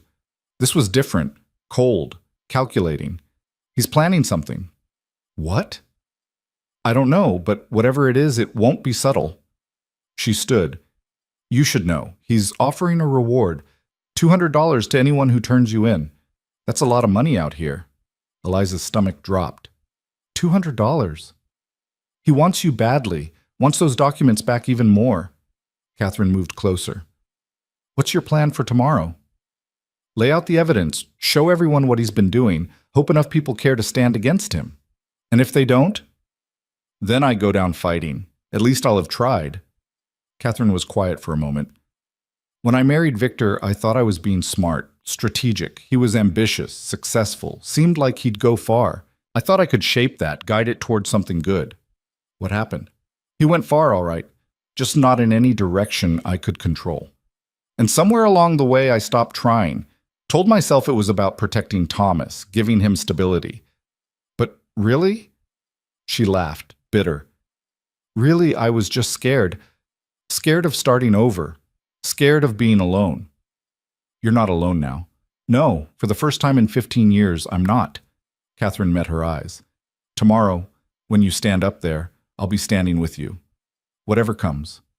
They talked for another hour, going over the documents, planning what to say and how to say it. Catherine knew details Eliza didn't: financial arrangements, private conversations, the ways Crow had pressured committee members. Her testimony would be devastating, if she lived long enough to deliver it. Downstairs, Ronan was talking with Reverend Walsh in hushed tones. They looked up when Eliza entered. "We've got a problem," Walsh said, "but the sheriff stopped by, said he has a warrant for your arrest, you and Ronan both, breaking and entering, theft, assault." That was fast. Crow owns the sheriff, has for years. Walsh wrung his hands. "Legally, I should turn you over." "But you won't," Ronan said. Not a question. "No, I won't, but I can't protect you indefinitely. Once the sheriff decides to push, sanctuary won't mean much. We just need until tomorrow night after the meeting. We'll turn ourselves in if we have to." "If you're still alive to turn yourselves in," Walsh looked at them both. "Victor Crow doesn't lose, ever. You need to understand what you're up against." "We understand," Eliza said quietly. "We're doing it anyway." Walsh studied her for a long moment, then nodded. "Then I'll stand with you too, for what it's worth. It's worth everything." They spent the night in the church, taking turns keeping watch. Eliza tried to sleep, but kept startling awake at every sound. The wind rattling windows, floorboards creaking, her own racing heartbeat. Around 3 a.m, she gave up and went downstairs to find Ronan sitting in the front pew, gun across his lap. "Can't sleep either?" he asked. "Too much adrenaline." She sat beside him. "You ever think about what happens if we pull this off? If we actually expose Crow and survive?" "Honestly, no. I've been too focused on the surviving part." "But if we do, what then? I'm still fired. You're still wanted by the army. Catherine's still leaving her husband and her life." "Then we start over. Again. That's what people like us do." He looked at her. "Unless you've got other plans?" "I don't even know if I have tomorrow, much less plans." "Fair point." Ronan was quiet for a moment. "Can I ask you something?" "Of course." "Why teaching? With your education, you could have done a lot of things. Why that?" Eliza thought about it. "My mother died when I was 8, fever. After that, my father threw himself into work, and I was left with governesses and tutors. Most of them were terrible, just going through the motions, collecting a paycheck. But there was one, Miss Brennan. She actually cared, actually tried to make me think, not just memorize. She made a difference. She made all the difference. Showed me that education wasn't about status or polish. It was about understanding the world, having tools to shape your own life." Eliza smiled. "When everything fell apart in Philadelphia, teaching was the one thing I could still do, the one thing that felt honest. And now Crow's taking that too. He's trying, but maybe we can stop him." She looked at Ronan. "What about you? What do you want after all this?" "Honestly, a quiet life, a piece of land where nobody bothers me, maybe some horses." He paused. "Maybe someone to share it with." The air between them shifted, heavy with unspoken things. "Ronan, don't. Not yet." He stood. "Let's survive tomorrow first, then we can talk about what comes after."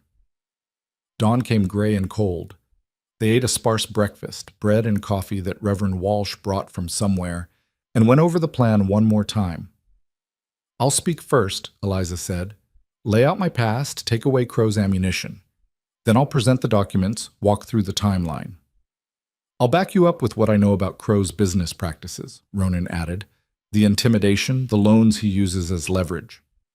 "And I'll testify about the personal side," Catherine said. "The things he's said in private, the way he's manipulated the committee." Reverend Walsh cleared his throat. "I'll be there to keep order. Make sure everyone gets to speak." It was a thin plan, held together by hope and desperation, but it was all they had. The day dragged. Eliza paced, reviewed her notes, tried not to think about all the ways this could go wrong. Around noon, Margaret Boone showed up at the church. "I heard you were here," she said when Walsh let her in. "Thought you should know. The town's in an uproar. Half the people think you're heroes standing up to Crow. The other half think you're criminals who need to be hanged." "Which half is bigger?" Eliza asked. "Hard to say. but Crow's been working the crowd all morning, buying drinks at the saloon, making promises, reminding people who holds their loans. Will you be at the meeting? Margaret hesitated. I don't know if it'll help. I already voted against you once. Because you were scared. I understand that, but maybe it's time to stop being scared. Easy for you to say. You've got nothing left to lose. Neither do you, really. If Crow wins, he owns this town completely. No one will be able to stand against him. Is that the world you want to live in? Margaret's face worked. No, it's not. She straightened her shoulders. I'll be there. And I'll speak up. Can't promise anything else, but I'll do that much. After she left, Eliza felt a flicker of hope. If Margaret was wavering, maybe others were too.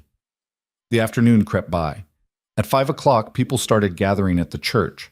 By 6, the building was packed. Ranchers and merchants, ranch hands and housewives, children darting between the pews. The whole town had turned out. Victor Crow arrived at 6:30, flanked by his ranch foreman and 3 other men. He walked down the center aisle like he owned the place, which, in a sense, he did. When he saw Eliza and Ronan at the front, his smile was cold and sharp. Miss Hartwell, Mr. Hale, how good of you to make this easy. We're not here to make anything easy, Eliza said. We're here to tell the truth. The truth? Crow laughed. The truth is you're thieves and liars. The truth is you broke into my home, assaulted me, and stole private documents. The sheriff has a warrant for your arrest. The sheriff can wait until after the meeting, Reverend Walsh said firmly. This is public business, and everyone has a right to speak. You're harboring criminals. I'm giving them due process, which is more than you've given anyone. Walsh moved to the front of the church. This meeting is about school business, about Miss Hartwell's dismissal and the concerns that led to it. Everyone will have a chance to speak, including you, Victor. Crow's jaw tightened, but he nodded and took a seat in the front row. Walsh called the meeting to order. The crowd settled into an uneasy silence. We're here tonight to discuss matters relating to the school and Miss Hartwell's position. I'll ask everyone to remain civil and let each speaker finish before responding. He looked at Eliza. Miss Hartwell, you have the floor. Eliza stood, her knees shaking, but her voice steady. Thank you, Reverend. I want to start by addressing the elephant in the room, my past. Mr. Crow has made much of it, so let me lay it out plainly. She told them about Philadelphia, about her father's trial, the scandal, the broken engagement. She didn't dress it up or make excuses, just stated the facts. I didn't do anything wrong, she said, but I was judged guilty by association. So I left. I came west looking for a fresh start, a chance to be useful. I found that here, in Sweetwater. I've worked hard, taught your children well, done everything asked of me. And then you broke into my home, Crow interjected. I'm getting to that. Eliza pulled out the documents. Mr. Crow fired me not because of my past, but because I was in the way of his business plans. These documents prove it. She held up the first letter. This is correspondence between Victor Crow and the Rocky Mountain Railroad Company dated 6 months ago, 3 months before I even arrived in town. In it, Crow discusses acquiring the school land for a depot. He writes, and I quote, "The school property would be ideal, working to secure it through committee action." A murmur ran through the crowd. Crow's face went dark. That's a private letter, obtained through illegal means.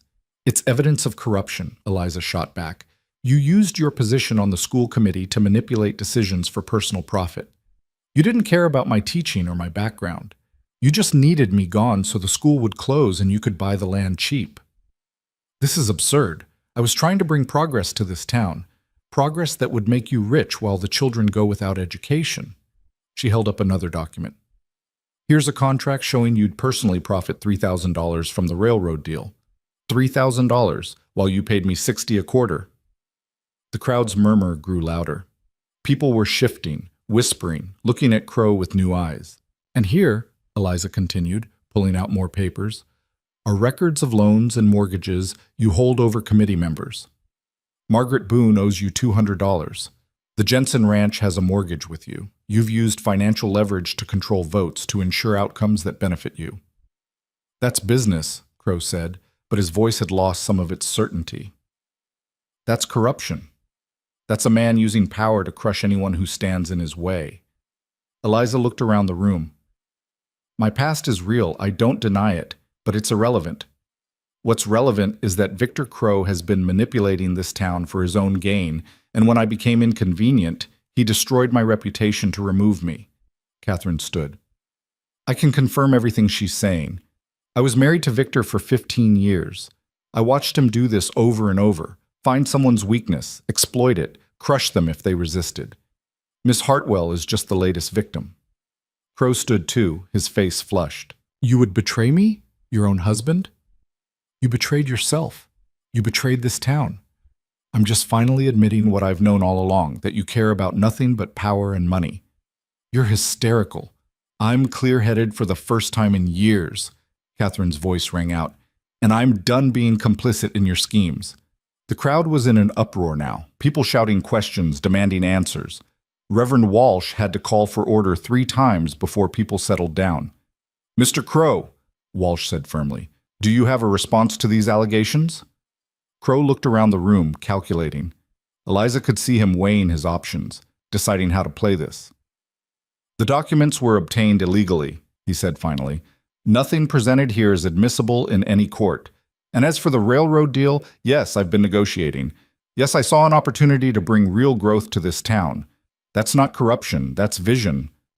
Vision that requires destroying an innocent woman?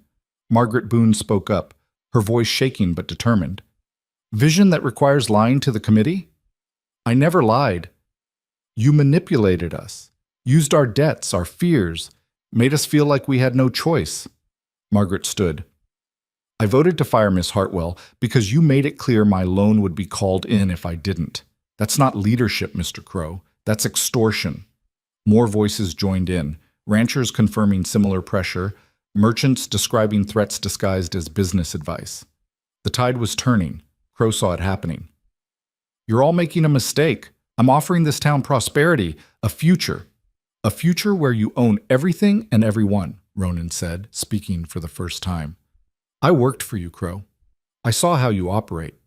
You don't build communities, you build empires. And empires need subjects, not citizens.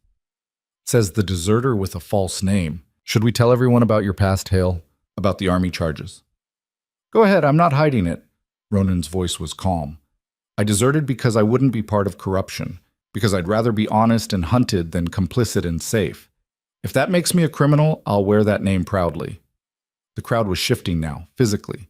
People who'd been sitting with Crow were moving away, repositioning themselves.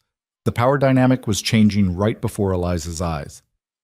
I move that we overturn Miss Hartwell's dismissal, Reverend Walsh said suddenly, that we reinstate her as teacher, effective immediately. Second, Margaret called out. All in favor? A chorus of ayes rang out. Not everyone, but enough. More than enough. Crow stood frozen, watching his control slip away. This isn't over. The sheriff can't arrest anyone without cause, Walsh said, and I think we all agree now that the accusations were fabricated. The documents were still stolen. Then file a complaint. Go through proper channels. But you won't, because that would mean letting a real judge see the evidence of your corruption. Walsh's voice was iron. You're done here, Victor.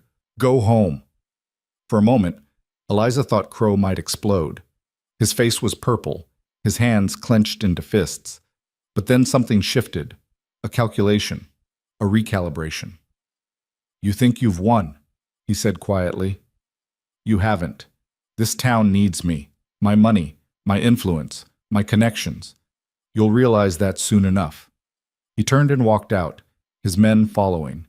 The door slammed behind them. The church erupted in noise, people talking, arguing, some celebrating, others worried. Eliza stood there, numb with shock and relief. They'd done it, actually done it. Reverend Walsh was calling for order again, talking about next steps, about forming a new committee without Crow's influence. Margaret was crying and apologizing. Catherine was standing alone by the window, looking both free and terrified. Ronan appeared at Eliza's side. You all right? I don't know. Ask me tomorrow. Fair enough. He smiled. You were brilliant up there, fearless. I was terrified. That's what made it brave. Outside, night had fallen completely. Somewhere out there, Victor Crow was planning his next move. This wasn't over. They all knew that. But for tonight, for this moment, they'd won. Eliza let herself feel it. The victory, the vindication, the fierce pride of having stood and fought and survived. Whatever came next, she'd face it the same way, with truth, courage, and people who refused to back down. The celebration at the church didn't last long. People were too nervous, too aware that Victor Crow wasn't the type to accept defeat quietly. They filtered out in small groups, casting glances over their shoulders, hurrying home before full dark. Eliza stood on the church steps watching them go, feeling the victory already starting to hollow out. They'd won the battle. The war was still coming. "You should get some rest," Reverend Walsh said. "You can stay here tonight. Tomorrow we'll figure out the next steps." "What next steps? I got my job back." That was the goal. "The goal was surviving," Ronan said quietly. "We're not there yet." He was right. Eliza could feel it in the air, that electric charge before a storm breaks. Crow had left too easily, too quietly. Men like him didn't just walk away. Catherine appeared in the doorway, her face pale. "I need to talk to you, both of you, in private." They followed her into Walsh's study. She closed the door and leaned against it. "Victor's not done. I know him. He's planning something." "What?" Eliza asked. "I don't know exactly. But when he gets backed into a corner, he doesn't retreat. He doubles down, gets vicious." Catherine's hands were shaking. "And there's something else, Thomas. He was at the meeting, sitting in the back. He heard everything. Is that a problem?" Victor's whole world revolves around that boy, his legacy, his future. If Thomas turns against him because of what happened tonight— She broke off. "Victor will blame you, both of you, and he'll make you pay for it." "Let him try," Ronan said. "We've got the town on our side now." "Do you? Or do you have people who were brave for one night because they were swept up in the moment?" Catherine shook her head. "By tomorrow morning, Crow will be calling in debts, making threats, reminding everyone what he can do to them. How many do you think will still stand with you then?" The question hung in the air, ugly and true. "So what do we do?" Eliza asked. "You need to finish this. Not just expose him, actually remove his power. The loans, the land holdings, the political connections. You need to dismantle the whole structure." "How?" Catherine pulled out a key. "There's more. Documents I didn't tell you about because I wasn't sure I had the courage to use them. But after tonight—" She took a breath. "Victor keeps a second set of books. Real accounts showing where the money actually goes, bribes to territorial officials, payments to the sheriff, illegal land acquisitions, everything." "Where are they?" "Safe deposit box at the bank in Silver Creek. That's the key." She pressed it into Eliza's hand. "The box is in my name. I have the right to access it." Ronan frowned. "Silver Creek is 40 miles from here. That's a full day's ride." "Then you'd better leave tonight, because once Victor realizes what I've done, he'll get there first and destroy everything." "Come with us," Eliza said. "I can't. I need to stay here. Keep up appearances. Make sure he doesn't suspect." Catherine managed a wan smile. "Besides, someone needs to look after Thomas. Whatever happens between Victor and me, that boy doesn't deserve to be caught in the middle. He's already in the middle. I know, but maybe I can pull him out before it's too late." She moved to the door. "Go, now. And don't come back until you have enough evidence to bury him completely." After she left, Eliza and Ronan looked at each other. 40 miles in the dark," Ronan said, "on horses that are already tired from this morning. It's going to be rough." "Everything about this has been rough." "Fair point." He checked his gun, reloaded it. "We'll need supplies, food, water, maybe a bedroll in case we have to stop. I'll talk to Walsh, see what he can spare." 20 minutes later they were ready, saddlebags packed with bread, jerky, and 2 canteens of water. The horses looked at them reproachfully, clearly not happy about another long ride. "I know how you feel," Eliza told the buckskin as she mounted. They left through the back of the church, avoiding the main street. The town was quiet now, windows dark, everyone locked behind their doors. Smart people, staying out of the line of fire. The trail to Silver Creek wound north through rough country, hills and ravines, scattered pine forests, creek crossings that would be treacherous in the dark. Ronan led the way, navigating by moonlight and memory. They rode in silence for the first hour, both of them listening for sounds of pursuit. But the night stayed quiet except for wind and the creak of saddle leather. "You think Catherine's right?" Eliza asked finally. "That people will lose their nerve by morning?" "Probably. Fear's a powerful thing, and Crow's had years to build up that fear, make people believe he's untouchable." "But he's not. We proved that tonight." "We proved he can be challenged. That's not the same as proving he can be beaten." Ronan glanced back at her. "The real question is whether you're ready to see this through. Because once we get those documents, once we actually move to destroy him, there's no going back. He'll come at you with everything he has." "He's already coming at me with everything he has." "Not everything. Not yet.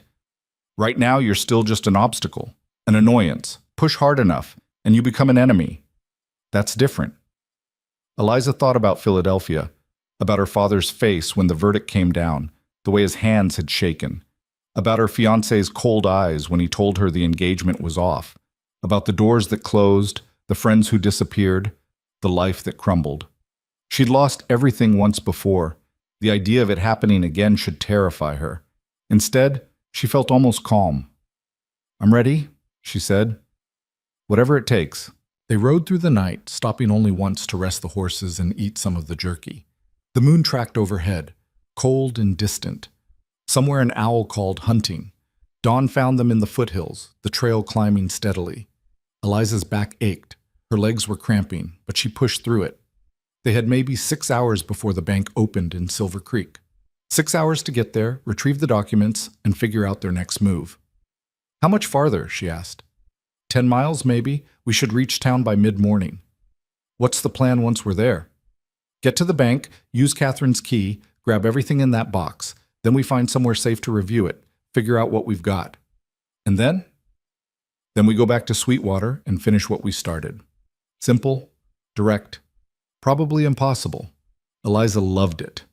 Silver Creek turned out to be bigger than Sweetwater, a real town with paved streets and brick buildings, a proper hotel, even a newspaper office. The bank stood on this main corner, solid and respectable. They tied up the horses at a public trough and went inside. A clerk looked up from his desk, taking in their dusty clothes and road-worn appearance with obvious distaste. "Can I help you?" "We need to access a safe deposit box," Eliza said. "Box number 47. It's in the name of Catherine Crow." The clerk's eyebrows rose. "You have authorization?" Eliza held up the key. "Mrs. Crow sent us. There are documents she needs." "I'll need to see identification." "We're not Mrs. Crow. We're acting on her behalf." "I'm afraid that's not how it works. Safe deposit boxes can only be accessed by the account holder or someone with written authorization." Eliza's heart sank. Of course it couldn't be that easy. Ronan leaned against the counter. "What if Mrs. Crow were to send a telegram confirming her authorization? Would that suffice?" The clerk considered. "A telegram with proper identification details, yes, that would be acceptable." They left the bank and found the telegraph office. Eliza composed a message to Catherine, explaining the situation. Then they waited. An hour passed, then 2. Eliza paced the small office while Ronan sat motionless, that military patience he'd learned somewhere showing through. Finally, the telegraph machine clattered to life. The operator transcribed the message and handed it over. "Authorization granted, K. Crow." They practically ran back to the bank. The clerk read the telegram, compared the details to his records, and finally nodded. "Everything appears to be in order. Follow me." He led them into the vault, a massive room lined with metal boxes. He found number 47, inserted his master key, then stepped back to let Eliza use Catherine's key. The box slid open. Inside were ledgers. 3 of them, bound in leather, filled with neat columns of figures. Eliza lifted out the first one and started reading. Her breath caught. "What is it?" Ronan asked. "It's all here, everything. Payments to Judge Morrison in the territorial court, bribes to the land office clerk, money to Sheriff Jennings, monthly payments going back 3 years. She flipped pages. "And here, illegal land acquisitions. Crow's been buying up property using shell companies, avoiding taxes, forcing people to sell under duress. That's fraud and corruption. Either one would be enough to bring him down. Both together will bury him." They took all 3 ledgers, signed the logbook, and left. Outside, the sun was high overhead. They'd been in Silver Creek for nearly 4 hours. "We need to get this back to Sweetwater," Eliza said. "Get it to the territorial marshal, the newspaper, anyone who can act on it. First, we need to get it somewhere safe. Crow's probably figured out where we went by now. He could be waiting on the trail. Where else can we go?" Ronan thought for a moment. "There's a ranch about 5 miles from here. Family named Sullivan. Good people. I worked with them before I came to Sweetwater. They'll let us hole up for a few hours, figure out our next move." They rode out of Silver Creek, hyper alert for any sign of Crow's men, but the trail stayed clear. The Sullivan Ranch was a modest operation. Small house, decent barn, a few head of cattle. A weathered man in his 50s came out when they rode up, hand resting on the gun at his hip. Then he saw Ronan and his face split into a grin. "Hail! You son of a gun! Heard you were working down in Sweetwater." "Sullivan, good to see you." They shook hands. "I need a favor, big one.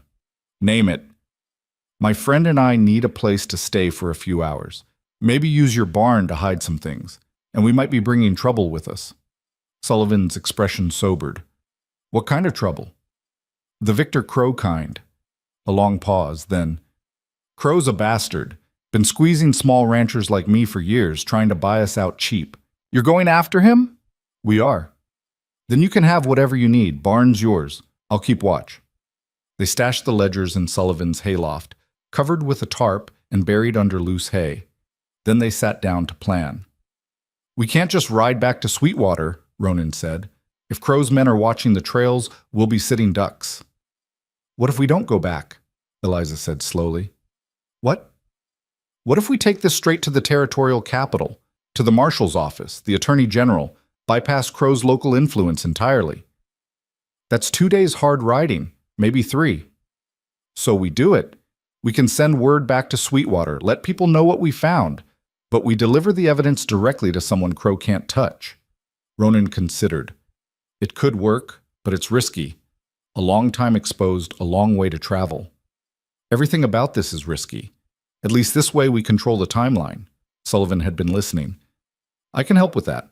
Got a buckboard you can use. Looks like you're just hauling supplies. Less obvious than 2 people on horseback carrying mysterious packages." "We'd stand out less," Ronan admitted. "And I can ride to Sweetwater," Sullivan continued. "Deliver a message, let folks know what's happening, cover your backs that way." Eliza looked at this man who barely knew her, offering help without hesitation. "Why are you doing this?" "Because Crow's been running roughshod over decent people for too long. Because someone needs to stand up to him. And because," he smiled, "because if Ronan trusts you, that's good enough for me." They spent the rest of the afternoon preparing.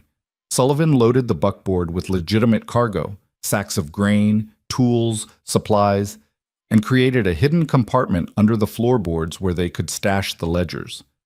It wouldn't stand up to a thorough search, but from the outside it looked like any other farm wagon. Eliza wrote a letter to Reverend Walsh explaining what they'd found and where they were going. Sullivan promised to deliver it personally. By evening, they were ready. The plan was to leave at first light, travel as openly as possible, just a couple heading to the territorial capital on business. Hide in plain sight. Sullivan's wife fed them a huge meal: beef stew, fresh bread, apple pie. Real food, the kind Eliza hadn't tasted in months.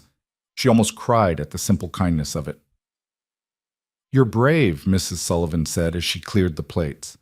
"Both of you. Most people wouldn't stand up to someone like Crow."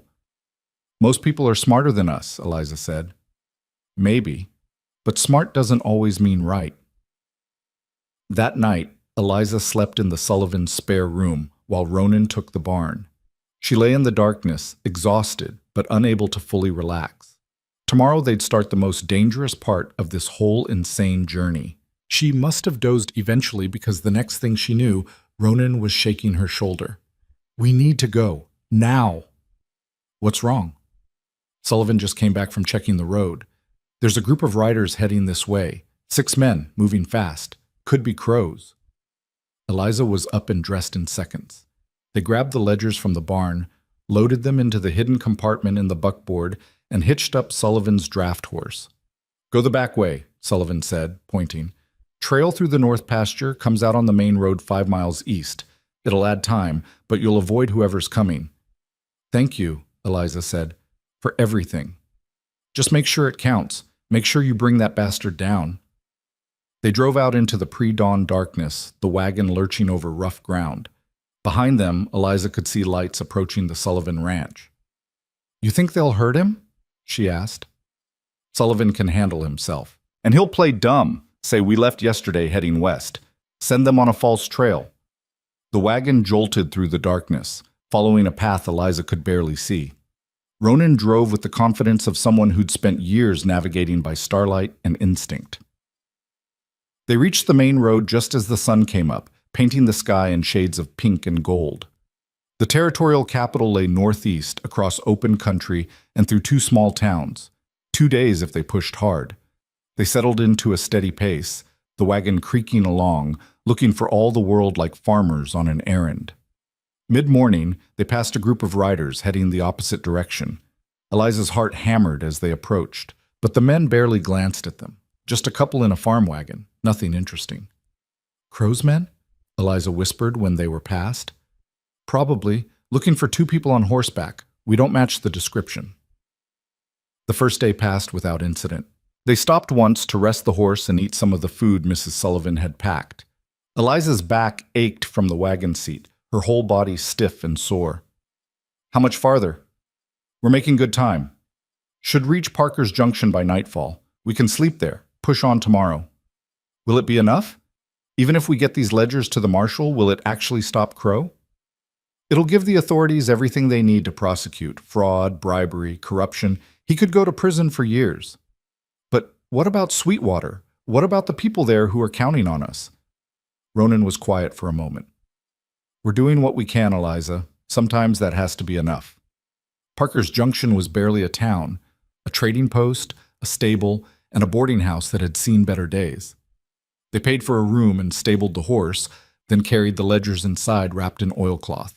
The boarding house keeper was a taciturn woman who didn't ask questions, just took their money and pointed them to a room upstairs.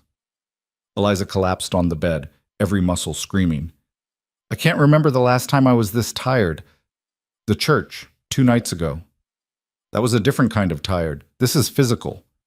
Ronan sat in the room's single chair, checking his gun for the 100th time. We should take turns sleeping, just in case. You think they'll find us here? I think Crow's persistent, and we've been lucky so far. Luck doesn't last forever. Eliza wanted to argue, but she was too exhausted. Wake me in 4 hours. You need sleep too. She was unconscious within minutes. When Ronan shook her awake, the room was dark. What time is it? Just after midnight? We've got company. Eliza was instantly alert. Where? Downstairs. 3 men asking the keeper if she's seen a man and woman traveling together. She's telling them no, but I don't know how long that'll hold. What do we do? Back window. There's a roof below it. We can climb down, get to the stable, take the wagon, and run. They moved quickly, quietly. Ronan went first, lowering himself onto the roof tiles, then reaching back to help Eliza. The ledgers were wrapped in a blanket slung over her shoulder. Below, they could hear voices. The boarding house keeper arguing with someone, insisting she hadn't seen anyone matching their description. They made it to the edge of the roof and dropped into the alley behind the building. The stable was 50 feet away across open ground. Stay low, move fast.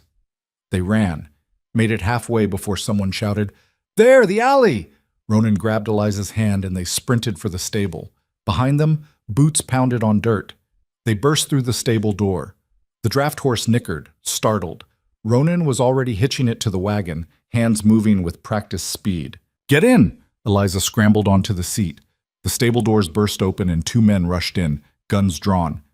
Hold it right there! Ronan snapped the reins and the horse lunged forward. The wagon lurched into motion, crashing through the stable doors. One of the men grabbed for the side, trying to climb aboard, and Ronan kicked him in the face. He fell back with a curse. They careened onto the main road, the wagon swaying dangerously. Behind them, shouts and the sound of horses being saddled. They'll catch us, Eliza said. We're too slow in this thing. Not if we make it to the river ford. It's about 3 miles ahead. If we can cross before them, we can lose them in the rough country on the other side. 3 miles. In a heavily loaded wagon with armed men behind them. Eliza looked back. 2 riders were already in pursuit, gaining fast. Ronan, I know, hold on. He drove like a madman, pushing the draft horse as fast as it could go. The wagon bounced and jolted, threatening to shake apart. Eliza clung to the seat, the ledgers pressed against her chest. The riders were gaining, 100 yards back, 75, 50. Then Eliza saw the river, a dark ribbon cutting across the landscape, moonlight gleaming on moving water. There! Ronan angled for the ford, a shallow crossing marked by stones.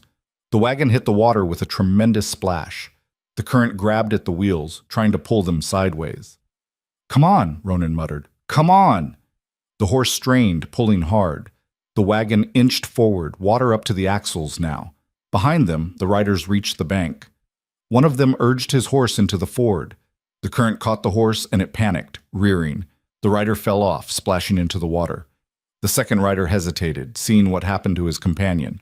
The wagon reached the far bank and climbed out, water streaming from the wheels. Ronan didn't slow down, just kept driving, putting distance between them and the ford. We made it, Eliza breathed. For now. They drove through what was left of the night, pushing the tired horse as gently as they could while still making time. By dawn, they'd covered another 15 miles. The territorial capital came into view around noon, a real city, with paved streets and government buildings and more people than Eliza had seen in months. They drove straight to the marshal's office, a stone building near the Capitol. Eliza climbed down on shaking legs, clutching the ledgers. Inside, a deputy looked up from his desk. Help you? We need to see the territorial marshal. It's urgent. He's busy. It's about Victor Crow. We have evidence of corruption. The deputy's expression changed. Wait here. 5 minutes later, they were sitting in Marshal Tate's office, laying out the ledgers on his desk. Tate was a hard-eyed man in his 50s, with the look of someone who'd seen it all and believed none of it. Talk, he said. Eliza talked. She told him everything. Crow's manipulation of the school committee, the railroad scheme, the illegal land deals. She showed him the ledgers, walked him through the entries. Tate read in silence, his expression growing darker with each page. This is explosive, he said finally. If it's real. It's real. We can prove it. We have witnesses, Catherine Crow, members of the town council, people Crow's been extorting for years. Crow's well connected. He's got friends in the territorial government. Are you one of them? Tate's eyes narrowed. No, Miss Hartwell. I'm not. He closed the ledger. I've had my eye on Crow for years, but I could never get enough evidence to move on him. He's too careful, too good at covering his tracks. He tapped the ledger. This changes everything.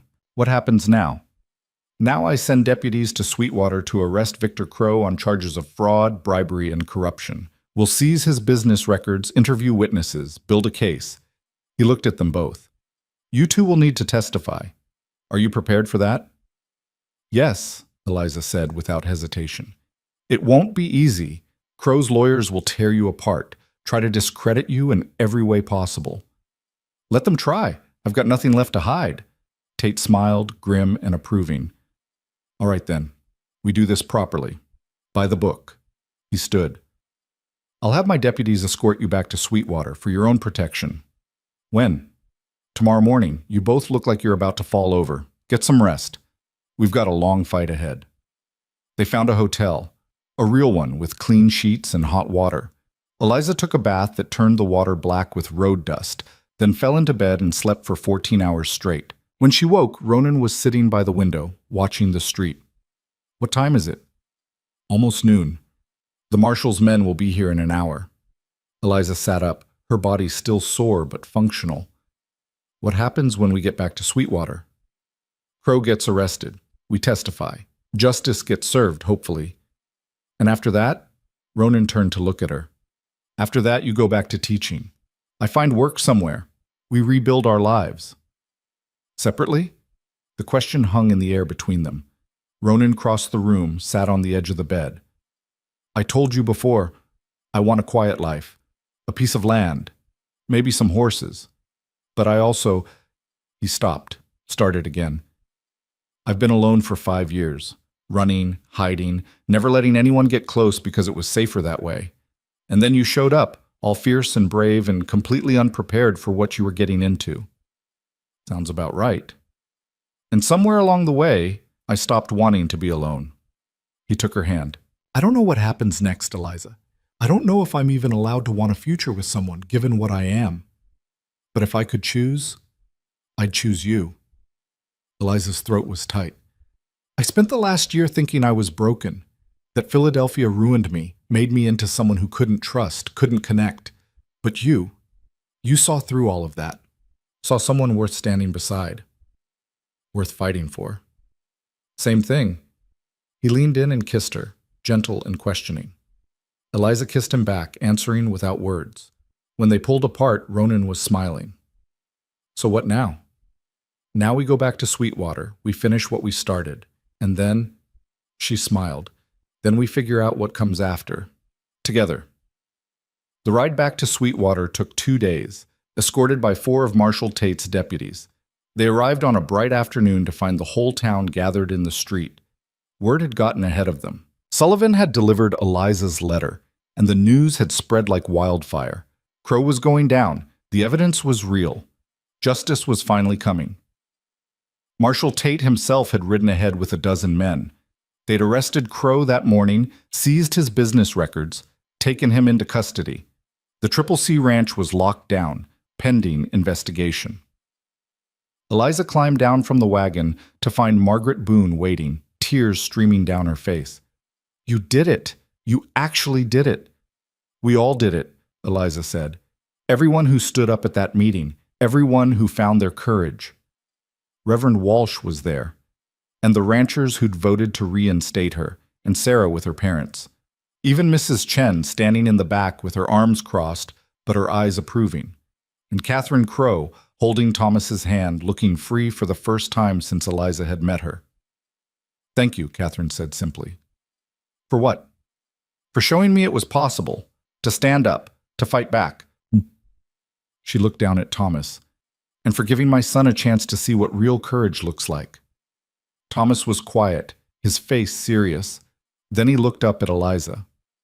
You were right, what you said in class, about adults making mistakes. My father made mistakes. We all do, Thomas.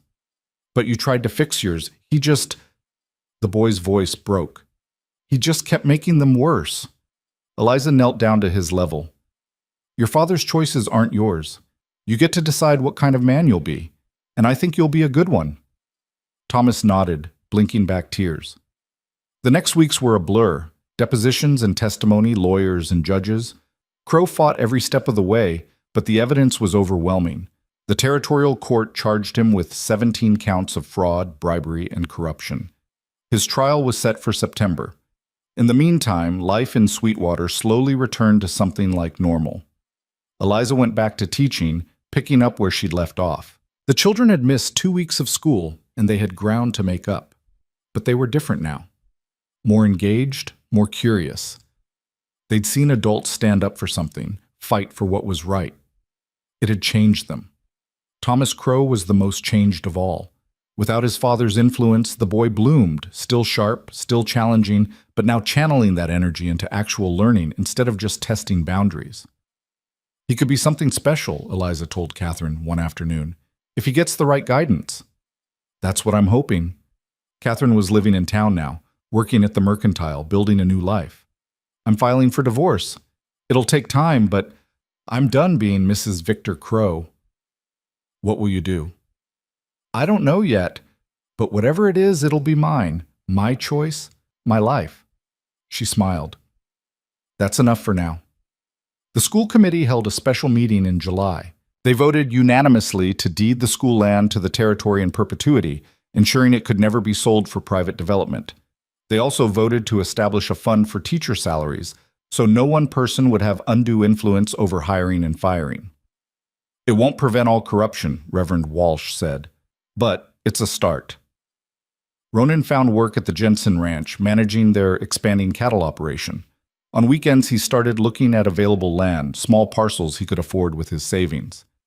Thinking about settling down? Eliza asked one Sunday as they rode out to look at a property.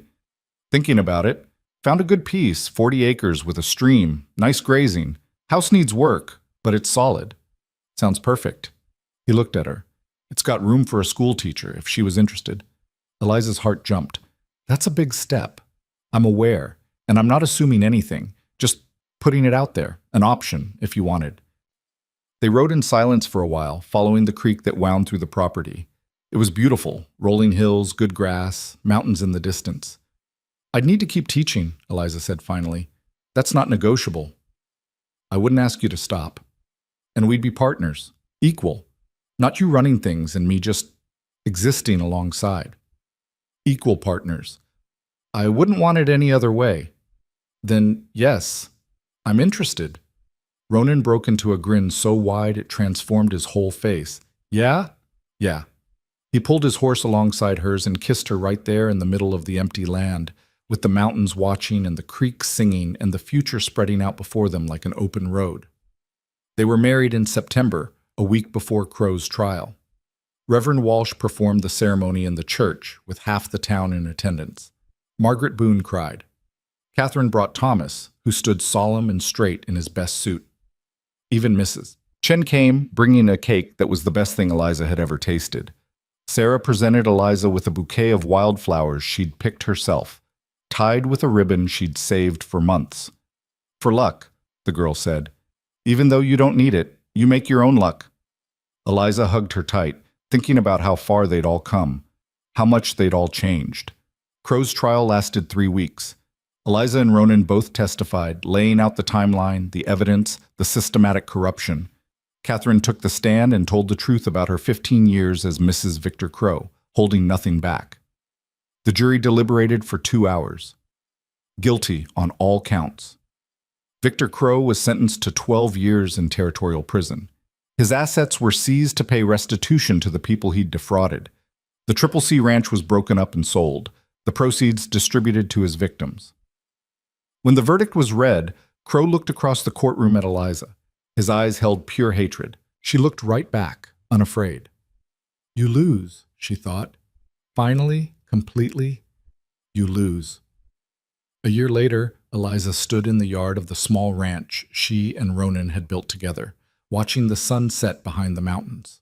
The house was finished now, modest but solid, with a porch where they could sit on summer evenings and a study where she could prepare her lessons. The school in Sweetwater was thriving. They'd hired a second teacher to help with the growing number of students. Thomas Crow was top of his class, talking about going east for college eventually. Catherine had opened a dress shop, making a good living with her needle and an eye for fashion. She seemed younger every time Eliza saw her, like she was aging backward into the person she was supposed to be. Ronan came up behind her, slipping an arm around her waist. What are you thinking about? How different everything is from a year ago. How much has changed? Any regrets? Eliza thought about it. About the fear and the fighting, the nights of terror and the moments of triumph. About the person she'd been when she stepped off that stage in Sweetwater, scared, ashamed, running from her past. About who she was now. No regrets? Not one. Good. He kissed the top of her head. Because I was thinking there's another piece of land adjacent to ours, 20 acres. We could expand, maybe start a real horse breeding operation. How would we pay for it? I've been saving, and you're getting a raise next year, Walsh told me. A raise? She turned to face him. He didn't say anything to me. He wanted it to be a surprise. The committee voted unanimously. You're getting another $20 a quarter. It wasn't much, but it was recognition, respect, a sign that she'd earned her place here. We could do it, she said slowly. The land, the horses, build something real. We already are building something real, Ronan smiled. This would just make it bigger. They stood there as the light faded, talking about the future, making plans. The mountains turned purple, then black. Stars came out one by one. Somewhere in the distance a coyote called. The wind rustled through the grass. Eliza leaned against Ronan, feeling the solid warmth of him, the steady beat of his heart. She thought about Philadelphia, about the girl she'd been who thought her life was over, about the long journey west, the fear and the hope all tangled together. About standing in front of that town meeting, terrified but determined. About Catherine's face when she finally walked away from Victor Crow. About Thomas learning that power didn't have to mean corruption. About all the ways courage looked when you actually found it. She'd come to Sweetwater running from her past. She'd stayed to build a future, and what a future it was turning out to be. Not perfect, not smooth or easy or guaranteed, but hers. Truly, completely hers. Built on truth and courage and the fierce determination to never let fear win again. That was enough. That was everything.